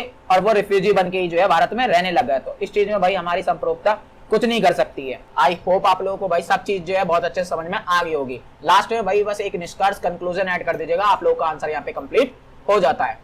7वें क्वेश्चन में भाई आप लोगों से उत्तर औपनिवेशवाद के बारे में पूछेगा, यानी कि पोस्ट कॉलोनियलिज्म के बारे में पूछेगा, या भाई आप लोगों से वी औपनिवेशिक वृत्तांत के बारे में भी पूछ सकता है, डी कॉलोनियल अकाउंट्स के बारे में भी पूछ सकता है। क्वेश्चन को देख सकते हो भाई, घुमा फिरा के जो है आप लोगों से पूछा जाता है। टेंशन मत लो भाई, आंसर इतने अच्छे समझाने की कोशिश करूंगा कि आप इजिली जो एग्जाम में लिखा होगे। तो सबसे पहले तो भाई आप लोगों को उत्तर औपनिवेशवाद का मतलब जो है बहुत अच्छे से पता होना चाहिए, पोस्ट कॉलोनियलिज्म का मतलब जो है पता होना चाहिए। तो पहले तो भाई आप औपनिवेशिकवाद का मतलब समझो, कॉलोनियलिज्म का मतलब समझो। सिंपली भाई जो एक देश दूसरे देश को गुलाम बना लेते हैं, इस चीज को ही जो है कॉलोनियलिज्म बोला जाता है, औपनिवेशवाद बोला जाता है। अब उसके आगे भाई उत्तर जुड़ गया, यानी कि पोस्ट जुड़ गया, तो औपनिवेशवाद भाई जब खत्म हो गया, उसके बाद का जो टाइम पीरियड आया, उसके बाद जो विचारधारा आई, उसके बाद जो सोच आई, उसे हम पोस्ट कॉलोनियलिज्म बोलने लगे या उत्तर औपनिवेशवाद बोलने लगे। या सिंपल भाषा में बोलूं तो भाई उत्तर औपनिवेशवाद या पोस्ट कॉलोनियलिज्म का सिंपल सा मतलब है जो एक देश ने दूसरे देशों को एक गुलाम बनाया था, यूरोप के देशों ने स्पेशली, तो उसका भाई अंतरराष्ट्रीय रिलेशन पर क्या इंपैक्ट पड़ा है, अंतरराष्ट्रीय संबंध पर क्या इंपैक्ट पड़ा है, ये इसके बारे में बताने की कोशिश करता है। और जो भाई यूरोपीय देशों ने बाकी देशों को गुलाम बनाया था उसका भाई आज तक जो है इंपैक्ट पड़ रहा, उसका आज तक प्रभाव पड़ रहा उन देशों पे बहुत ज्यादा बुरा, तो उन सारी चीजों को जो है सामने रखने की कोशिश करता है ये सिद्धांत या ये पर्सपेक्टिव आप बोल सकते हो। आप इसके भाई कुछ मेन प्रमुख विचार हैं, आप फीचर कह सकते हो या आइडियाज कह सकते हो या विशेषता भी आप बोल सकते हो, वो स्टेप बाय स्टेप समझ लो। सबसे पहला है भाई ज्ञान और सत्ता का संबंध, relationship between knowledge and power. Simply बोले ये सिद्धांत यहाँ पे ये कहना चाहता है कि जो पश्चिमी देश हैं, पश्चिमी देश यानी कि यूरोप, अमेरिका जैसे देश जिन्होंने बाकी देशों को गुलाम बनाया था, तो उनकी बात कर रहा है। ये कहता है कि भाई जो पश्चिमी देशों ने इन लोगों को गुलाम बनाया था वो अब भाई अंतरराष्ट्रीय संबंध में, इंटरनेशनल रिलेशन में भी क्या कर रहे हैं कि उन लोगों को नीचा दिखाने की कोशिश कर रहे हैं, उन लोगों को अज्ञानी दिखाने की कोशिश कर रहे हैं, अंडर डेवलप्ड दिखाने की कोशिश कर रहे हैं, बैकवर्ड दिखाने की कोशिश कर रहे हैं। जो इन लोगों के पास, जो इन देशों के पास भाई नॉलेज है उसके बेसिस पे, दम पे, जबकि ये देश ये नहीं दिखाते कि भाई इन देशों की जो गुलाम देश थे उनकी भाई स्थिति, उनकी जो सिचुएशन हुई है वो आज किनकी वजह से हुई है, वो इन लोगों की वजह से हो गई है। ये जो पीछे रह गए हैं दोस्त, ये जो पीछे रह गए हैं वो किसकी वजह से रह गए हैं, इन देशों की वजह से ही रह गए हैं। आगे भाई ये बताते हैं कि आज के टाइम पे औपनिवेशवाद पूरी तरीके से खत्म जरूर हो गया है, कॉलोनियलिज्म जो है पूरी तरीके से खत्म जरूर हो गया है, लेकिन इसका इंपैक्ट जो है आज भी हमें देखने को मिलता है। वो कैसे, हम देखते हैं कि भाई जो विश्व लेवल के इंस्टीट्यूशन होते हैं, जो संस्थाएं होती हैं अंतरराष्ट्रीय स्तर पर, जैसे IMF है, WTO है या विश्व बैंक है, ये जो भी भाई पॉलिसीज बनाती हैं, जो भी नीतियां बनाती हैं, ये जो भी चीजें करती हैं, कहीं ना कहीं भाई इनमें जो छोटे देश होते हैं, जो गरीब देश होते हैं, जिनको भाई पहले गुलाम बनाया गया था, उन देशों की जो बातें हैं उन्हें इग्नोर कर दिया जाता है, उन देशों को इग्नोर कर दिया जाता है। बल्कि जो ये बड़े देश हैं, जिन देशों ने गुलाम बनाया था, यूरोप के देश हो गए, अमेरिका के देश हो गए, इन लोगों के अकॉर्डिंग ही सारी पॉलिसीज वगैरह इसमें बनाई जाती हैं। आगे भाई ये लोग ये बोलते हैं कि ये जो अमेरिका, यूरोप के देशों ने बाकी देशों को गुलाम बनाया था, आज के टाइम पे भाई ये अमेरिका, यूरोप वाले देश जो हैं उन सारे देशों को अराजक बताते हैं, यानी कि बेकार बताते हैं, असभ्य बताते हैं, अनसिविलाइज्ड बताते हैं, यानी कि इन्हें कोई रहने सहने किसी भी चीज का ढंग नहीं है। और साथ साथ ये बताते हैं कि भाई जो यहाँ पे इन देशों में लोकतंत्र वगैरह भी आ गया है ना आज के टाइम पे, जैसे भारत में, तो भाई ये लोग ये बोलते हैं कि ये जो लोकतंत्र है वो अच्छे से भाई मेच्योर नहीं हुआ, डेवलप नहीं हुआ, सही लोकतंत्र नहीं है, सही डेमोक्रेसी नहीं है। और अपने देश में जो भाई इनके चीजें चल रही हैं उन सब चीजों को बेस्ट बताते हैं ये लोग। आगे भाई ये बोलते हैं कि आज के टाइम पे क्या हो रहा है, जो इंटरनेशनल रिलेशन है, अंतरराष्ट्रीय संबंध है, उसमें भी भाई ये यूरोप के और अमेरिका के देशों ने जो गुलाम बनाया था बाकी सारे छोटे देशों को, इस वजह से भाई आज के टाइम पे अंतरराष्ट्रीय संबंध में, इंटरनेशनल रिलेशन में इन्हीं लोगों को जो है बढ़ावा ज्यादा दिया जाता है, इन्हीं लोगों की जो है हर चीज को प्रमोट ज्यादा किया जाता है। इंटरनेशनल रिलेशन, अंतरराष्ट्रीय संबंध भी जो है पढ़ाया भी जब जाता है तो इन्हीं के इतिहास की बात होती है, इन्हीं की पहचान की बात होती है, इन्हीं की हिस्ट्री की बात होती है, इन्हीं की पॉलिटिकल की बात होती है। लेकिन ये छोटे जो देश होते हैं इनकी भाई कोई हिस्ट्री की बात नहीं करता, इनकी कोई पॉलिटिक्स की बात नहीं करता, इनकी जो भी आइडेंटिटी रही है इसकी कोई बात नहीं करता। और ये चीज हमने ऊपर पढ़ी भी थी। तो ये कहते हैं इन छोटे देशों के पास भाई ये अधिकार है कि वो इंटरनेशनल रिलेशन पढ़ रहे हैं या अंतरराष्ट्रीय संबंध पढ़ रहे हैं तो भाई अपनी हिस्ट्री के अकॉर्डिंग, अपनी पॉलिटी के अकॉर्डिंग पढ़ेंगे, वो उनके पास ये अधिकार है और वो ऐसा कर सकते हैं। इसके साथ साथ भाई ये आगे ये भी बोलते हैं कि ये जो छोटे देश जिन्हें गुलाम बनाया गया था भाई, इनके साथ जो है असमानता हो रही है, इनइक्वालिटी हो रही है। वो कैसे, जो अंतरराष्ट्रीय संस्थाएं होती हैं, जो इंटरनेशनल इंस्टीट्यूशन होते हैं, जैसे भाई UNO हो गया, हमारा WTO वगैरह हो गया, ये और भी बहुत सारे इंटरनेशनल इंस्टीट्यूट है, अंतरराष्ट्रीय संस्थाएं हैं, उनमें भाई बहुत ज्यादा भेदभाव किया जाता है इन देशों के साथ। फॉर एग्जाम्पल भाई यहाँ पे संयुक्त राष्ट्र सुरक्षा परिषद है, एक तरीके से पूरे वर्ल्ड का सिक्योरिटी डिपार्टमेंट बोल दो, आप इसे सिक्योरिटी हेडक्वार्टर बोल दो पूरे वर्ल्ड का, पूरे विश्व का। तो इसमें भाई कुछ स्थायी सदस्य होते हैं और कुछ अस्थायी सदस्य होते हैं। तो ये जो स्थायी सदस्य, परमानेंट मेंबर जो है ना, इनको भाई स्पेशल अधिकार दे रखा, वीटो पावर दे रखी है, और ये इस पावर की मदद से जो है जो मन में आता वो करते हैं, जिस मन में आए उस डिसीजन को रोक देते हैं, अपने अकॉर्डिंग हर चीज करते हैं ये लोग। तो ये भेदभाव वगैरह जो है नहीं होना चाहिए, इस चीज के अगेंस्ट है उत्तर औपनिवेशवादी लोग या पोस्ट कॉलोनियलिज्म वाले लोग। लास्ट भाई ये लोग ये कहते हैं कि भाई जब भी हम डेवलपमेंट वगैरह के बारे में पढ़ते हैं, विकास वगैरह के बारे में पढ़ते हैं, हिस्ट्री के बारे में पढ़ते हैं, पॉलिटिक्स में पढ़ते हैं या किसी भी सब्जेक्ट में पढ़ते हैं, तो भाई हर चीज इन देशों के बारे में ही मोस्टली हमें पढ़ाई जाती है, इन्हीं के एग्जांपल्स वगैरह दिए जाते हैं। तो ये कहते हैं ऐसा नहीं होना चाहिए, बल्कि इन चीजों को जो है दोबारा से लिखा जाना चाहिए, इन सब चीजों को दोबारा से ढंग से क्रिएट करना चाहिए ताकि ये भेदभाव वगैरह ना हो और बाकी देशों की भी हिस्ट्री वगैरह, पॉलिटिक्स वगैरह जो है बाकी सारे देश जान पाए। अब ये लास्ट क्वेश्चन है भाई आप लोगों का क्वेश्चन नंबर है भाई आप लोगों का 8 है, यहाँ पे गलती से 7 लिखा हुआ है, तो आप इसे जो है ठीक कर लीजिए। 7 में आप लोगों को ऑलरेडी ऊपर पढ़ा चुका हूं। इसमें भाई आप लोगों को एग्जाम में किन्हीं 2 टॉपिक पे टिप्पणी करने के लिए बोलेगा, यानी कि शॉर्ट नोट लिखने के लिए बोलेगा। तो आप टॉपिक देख सकते हैं भाई, मैंने यहाँ पे 4 टॉपिक ऐड करे हैं जो जो इंपॉर्टेंट थे। मैं इन चारों को भाई फटाफट से आप लोगों को एक्सप्लेन कर देता हूँ। सबसे पहला है भाई हमारा अंतरराष्ट्रीय संबंध में रचनावाद। जैसे भाई ऊपर हमने बहुत सारे सिद्धांत पढ़े, ऐसी ये भी है रचनावाद एक सिद्धांत, और इसका मानना ये है कि जो इंटरनेशनल रिलेशन होते हैं, अंतरराष्ट्रीय संबंध होते हैं, इसमें भाई सिर्फ शक्ति पावर को ही ज्यादा नहीं देखा जाना चाहिए, ना ही भाई नेशनल इंटरेस्ट को ज्यादा देखा जाना चाहिए। उसके अकॉर्डिंग भाई अंतरराष्ट्रीय संबंध नहीं चलते हैं, उसके अकॉर्डिंग इंटरनेशनल रिलेशन डिसाइड नहीं होते हैं, बल्कि देशों के भाई क्या क्या विचार हैं, क्या क्या मान्यताएं हैं, क्या क्या पहचान है, क्या क्या सामाजिक निर्माण है भाई, इन सब चीज के अकॉर्डिंग जो है अंतरराष्ट्रीय संबंध डिसाइड होते हैं। एक देश दूसरे देश के साथ संबंध अपने बनाता है इन सारी चीजों के अकॉर्डिंग। इंग्लिश में बोले तो भाई जो अलग अलग देशों के आइडियाज होते हैं, बिलीफ्स होते हैं, आइडेंटिटीज होती है, और उनका जो सोशल कंस्ट्रक्शंस होता है, स्ट्रक्चर जो होता है, उसके बेसिस पे ही जो है ये सारी चीजें डिसाइड होती है कि कौन सा देश किसके साथ क्या रिलेशन बनाएगा। आगे भाई इसकी कुछ मेन विशेषताएं लिखी हैं, तो ये आप थोड़ा खुद से पढ़ लीजिएगा। मैं पढ़ाने पे आऊंगा तो बहुत लंबा हो जाएगा, आप एक बार स्क्रीनशॉट लेके खुद से पढ़ लीजिएगा। जो मेन चीज थी वो मैं आप लोगों को ऑलरेडी समझा चुका हूँ। दूसरा टॉपिक है भाई हमारा अंतरराष्ट्रीय संबंध में साम्राज्यवाद, umpire in international relation. Umpire का भाई मतलब आप लोगों को पता ही होगा, साम्राज्य का मतलब पता ही होगा। सिंपली भाई जो राजा वगैरह पहले के टाइम पे हुआ करते थे, वो भाई अपना पूरा एम्पायर बना लेते, अपना पूरा साम्राज्य बना लिया करते थे। वो जितने भी एरिया पे पूरा कंट्रोल करते थे, उसी को जो है एम्पायर बोल दिया जाता था, उसी को ही पूरा साम्राज्य बोल दिया जाता था। अब अंतरराष्ट्रीय संबंध में भाई साम्राज्य का क्या रोल है, एम्पायर का क्या रोल है, वो आप लोगों को बताना है। और ये चीज मैं आप लोगों को फर्स्ट क्वेश्चन में ही बता चुका था, जब अंतरराष्ट्रीय संबंध का आप लोगों को डेवलपमेंट मैंने पढ़ाया था कि कैसे कैसे कैसे क्या क्या साम्राज्य थे, उनमें क्या क्या चेंजेस आए, ये सब चीजें मैं आप लोगों को ऑलरेडी पढ़ा चुका था। एक बार आप लोग खुद से यहाँ पे पढ़ लीजिएगा, आप लोगों को बहुत अच्छे से समझ में आ जाएगा। वही सारी बातें जो है यहाँ पर करी गई हैं। इसके बाद भाई इसमें कुछ सैद्धांतिक परिप्रेक्ष्य हैं, थ्योरेटिकल पर्सपेक्टिव भी हैं, और इनके बारे में भी मैं आप लोगों को ऊपर ऑलरेडी पढ़ा चुका हूँ। यथार्थ के बारे में, यथार्थवाद के बारे में यानी कि रियलिज्म के बारे में, उदारवाद के बारे में, लिबरलिज्म के बारे में, नव संरचनावाद, उत्तर संरचनावाद, ये सब चीजें मैं आप लोगों को ऊपर ही बहुत अच्छे से समझा चुका हूँ। तीसरा जो भाई तुम्हारा टॉपिक है वो है भाई तुम्हारा अंतरराष्ट्रीय संबंधों में शक्ति। इंग्लिश में बोले तो भाई पावर इन इंटरनेशनल रिलेशन। अब देखा जाए तो भाई पूरी बुक में हमने शक्ति की जरूर बात करी है। इंटरनेशनल जो रिलेशन है इसकी शुरुआत ही जब हमने पढ़ी थी तभी भाई हमने ये बताया था कि इंटरनेशनल रिलेशन जो है, जो अंतरराष्ट्रीय संबंध है, ये शक्ति के अकॉर्डिंग चलते हैं, पावर के अकॉर्डिंग चलते हैं। क्योंकि भाई इंसान का नेचर ही ऐसा होता है कि वो भाई पावर के पीछे भागता है और अपने देश की भलाई कैसा कर सके इस चीज के पीछे भागता है। तो इन चीजों से ही भाई डिसाइड होती है पूरी इंटरनेशनल रिलेशन या अंतरराष्ट्रीय संबंध। तो यहाँ पे यही बात आप लोगों को समझाई गई है कि कैसे भाई शक्ति से ही, पावर से ही भाई पूरा इंटरनेशनल रिलेशन जो है वो कंट्रोल होते हैं और उसी के अकॉर्डिंग चलते हैं। और पूरी बुक में भाई हम लोग यही पढ़ते आए हैं, तो आप इसे भी जो है खुद से पढ़ लीजिएगा। वही जो मैं आप लोगों को पढ़ाता आया हूँ वही है इसमें भाई। रियलिज्म जो पढ़ाया, वास्तववाद या आप यथार्थवाद इसे बोल सकते हो। इसके बाद भाई मैंने उदारवाद भी आप लोगों को पढ़ा दिया, लिबरलिज्म भी आप लोगों को पढ़ा दिया। इसके साथ साथ सामाजिक निर्माणवाद या आप इसे रचनावाद भी बोल सकते हो, जो अभी हमने ऊपर पढ़ा है बहुत अच्छे से। और आगे आओगे तो भाई हमने मार्क्सवाद के बारे में यानी कि मार्क्सिज्म के बारे में भी बहुत अच्छे से पढ़ लिया है। तो वही सारी बातें आप लोगों को यहाँ पे लिखनी है। लास्ट में भाई आप लोगों को निष्कर्ष कंक्लूजन ऐड कर देना, ये भी टॉपिक आप लोगों को कंप्लीट हो जाएगा। जो लास्ट टॉपिक है आप लोगों का भाई वो है आप लोगों का अंतरराष्ट्रीय संबंधों में big bang. Big bang in international relation.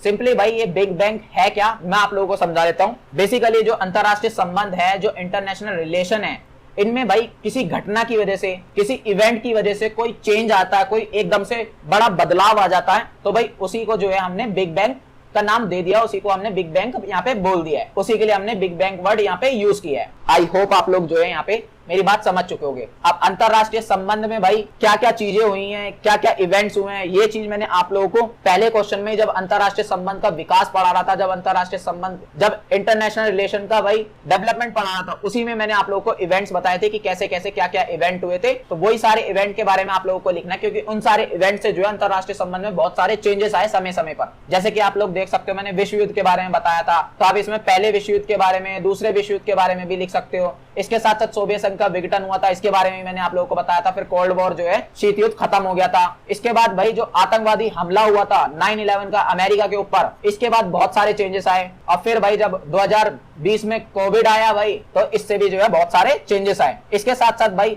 अगर सैद्धांतिक रूप से थ्योरीज में कुछ बदलाव होते, कुछ चेंजेस होते, तो भी हम बिग बैंग वर्ड का जो है यूज करते हैं। जैसे कि भाई यथार्थवाद आया है और यथार्थवाद से भाई फिर उदारवाद आया, रियलिज्म आया और उससे भाई लिबरलिज्म आया उसके बाद, तो बहुत से चेंजेस हुए। तो उसके लिए भी हम बिग बैंग वर्ड का जो है यूज कर सकते हैं।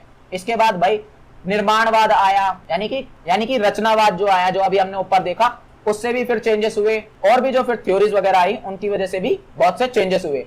अब भविष्य में भी भाई बहुत सी जो है चीजें, घटनाएं घट सकती है, बहुत से इवेंट ऐसे हो सकते हैं, जैसे कि भाई साइबर युद्ध वगैरह हो सकते हैं, साइबर वॉर हो सकती है, आर्टिफिशियल इंटेलिजेंस से रिलेटेड वॉर हो सकती है, एआई वगैरह जो है बहुत खतरनाक होता जा रहा है आज के टाइम पे।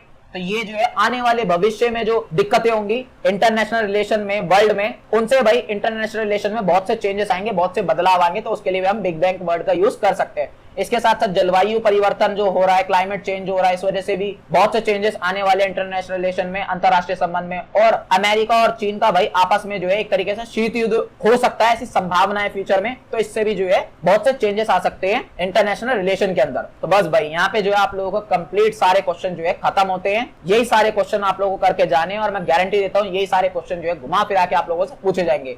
नोट्स का लिंक नीचे डिस्क्रिप्शन में मिल जाएगा, अदरवाइज आप लोग व्हाट्सएप करके भी नोट्स ले सकते हो। चैनल को सब्सक्राइब करना, वीडियो को लाइक करना, एक प्यारा सा कमेंट जरूर छोड़ देना हमारी मोटिवेशन के लिए। हमारा टेलीग्राम ग्रुप, व्हाट्सएप चैनल और एक इंस्टाग्राम चैनल है, उन्हें जरूर ज्वाइन कर लीजिएगा, भूलिएगा बिल्कुल भी मत। तो बस भाई मिलते हैं नेक्स्ट वीडियो में।